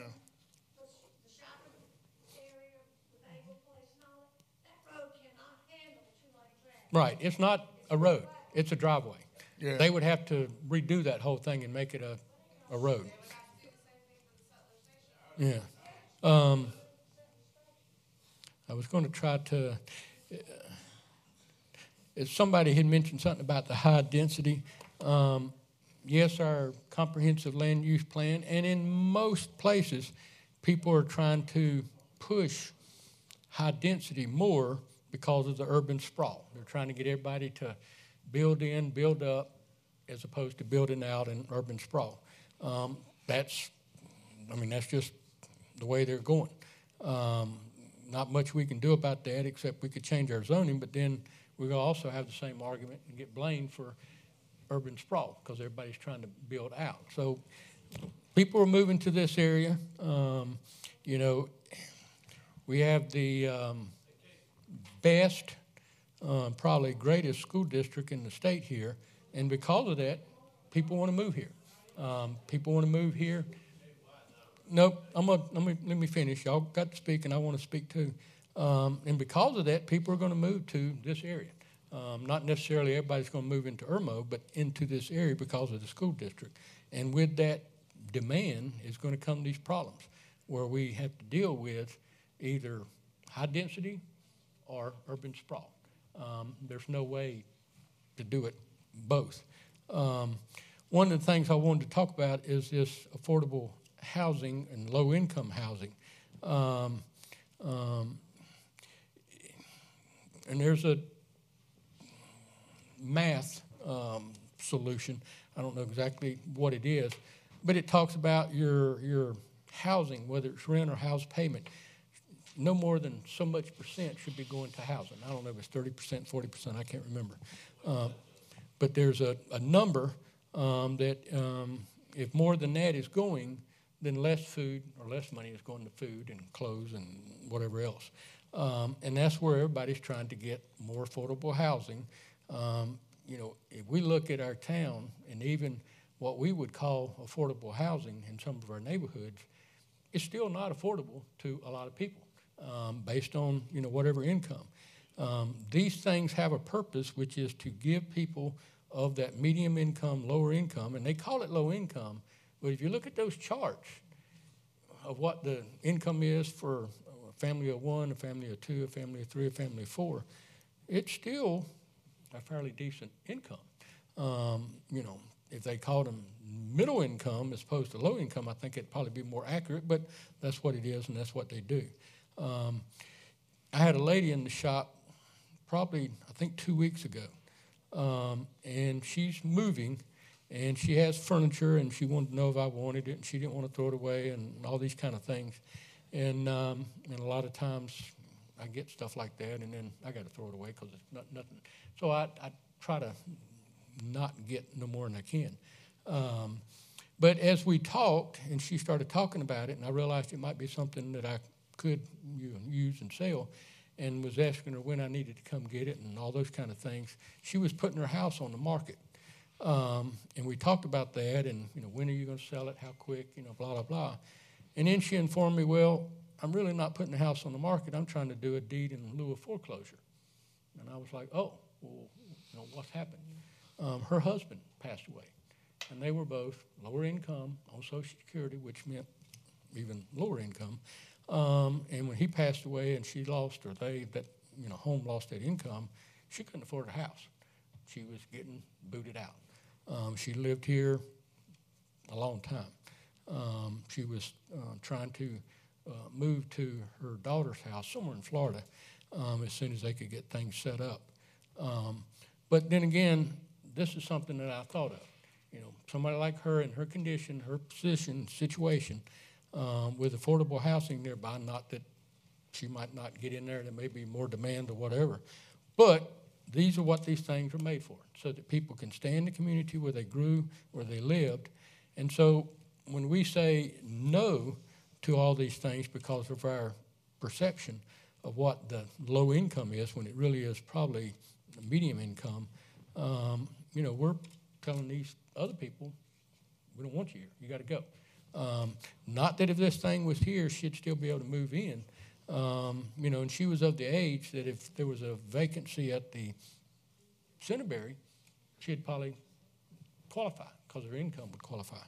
But I think those are things, too, that we have to think about.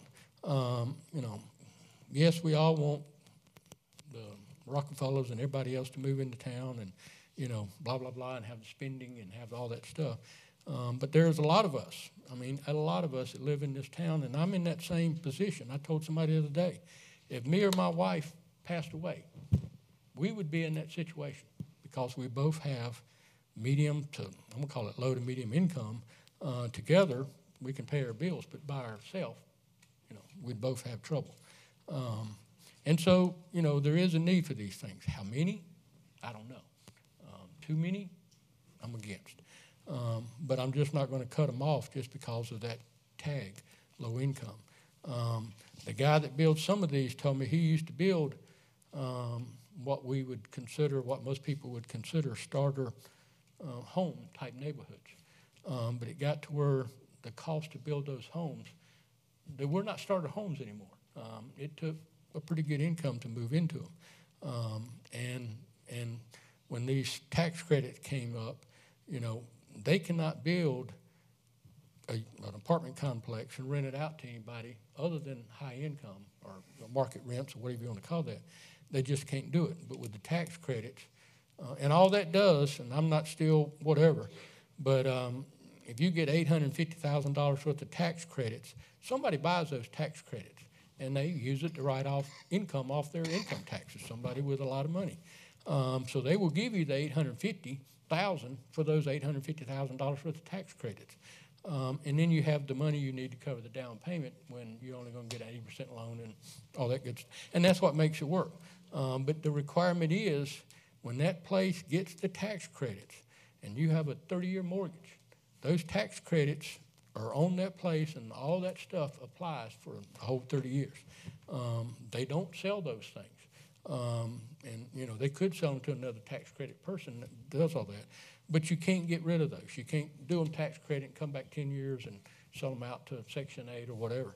The one guy I know, because he was here before, Kevin Conley, they own a management company and they manage all theirs. There were some comments made, I think somewhere, about some children living in the income or the age restricted place, Centerbury.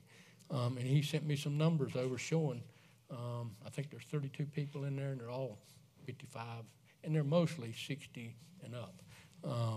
But there are no children. He did say that if somebody was visiting and had grandkids with them or whatever, they can visit for 14 days. After that, they got to go. If somebody is I can't remember what you call it, but a guardian. Yeah. And the court has said, you're going to keep this child until we get whatever figured out that's going on in that family's life, then there's nothing they can do about that. Then they can stay there. But other than that, they only can visit 14 days. You know. Conley's the one building that. Up here. Well, he's not building, he's applying for the credits and all that stuff. But he's the one developing it. Yeah. Now. That's the guy who built Centerbury. That's right. Centerbury.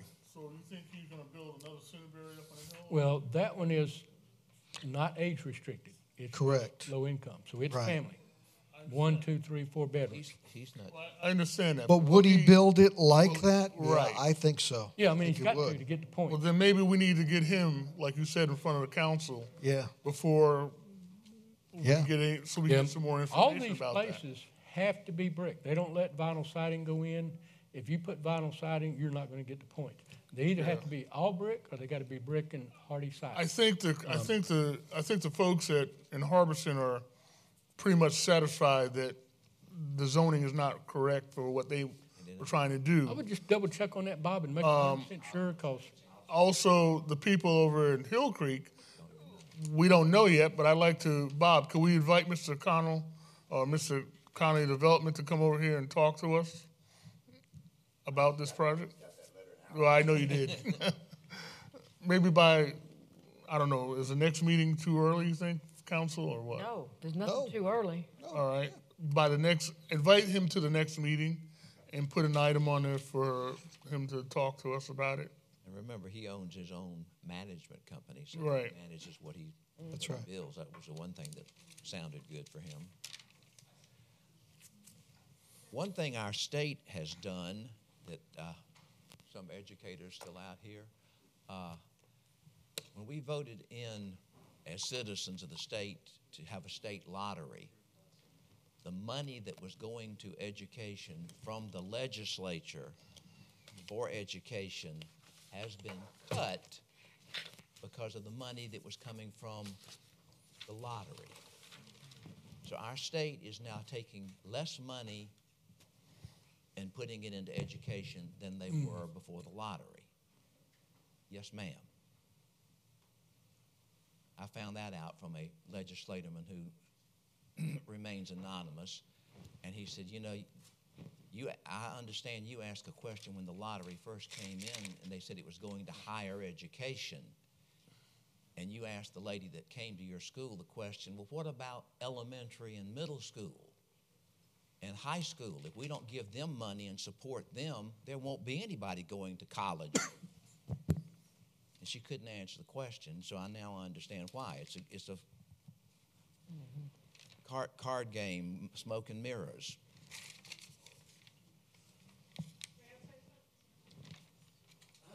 Yeah. Here. I'm sorry.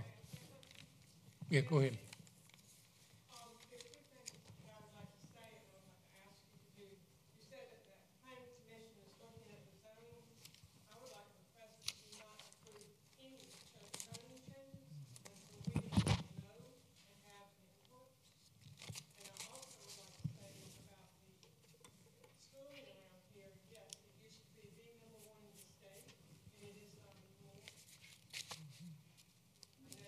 It's gone back to Greenville.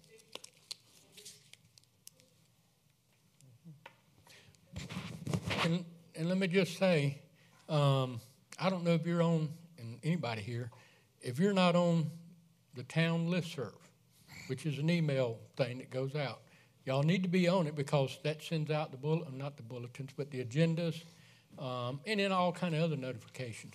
And that way, just call the town hall tomorrow and ask for Bob or Kay, the one, and probably can. I'm not sure.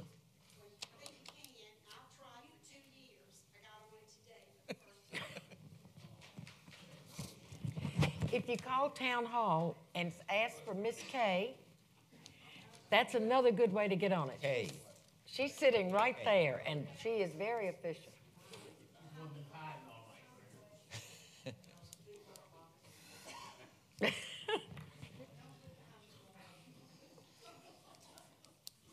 And what I was going to say about that is, at some point, all that stuff will get done at the planning commission, then it comes to town council. We won't, I won't say vote on it in one meeting or two.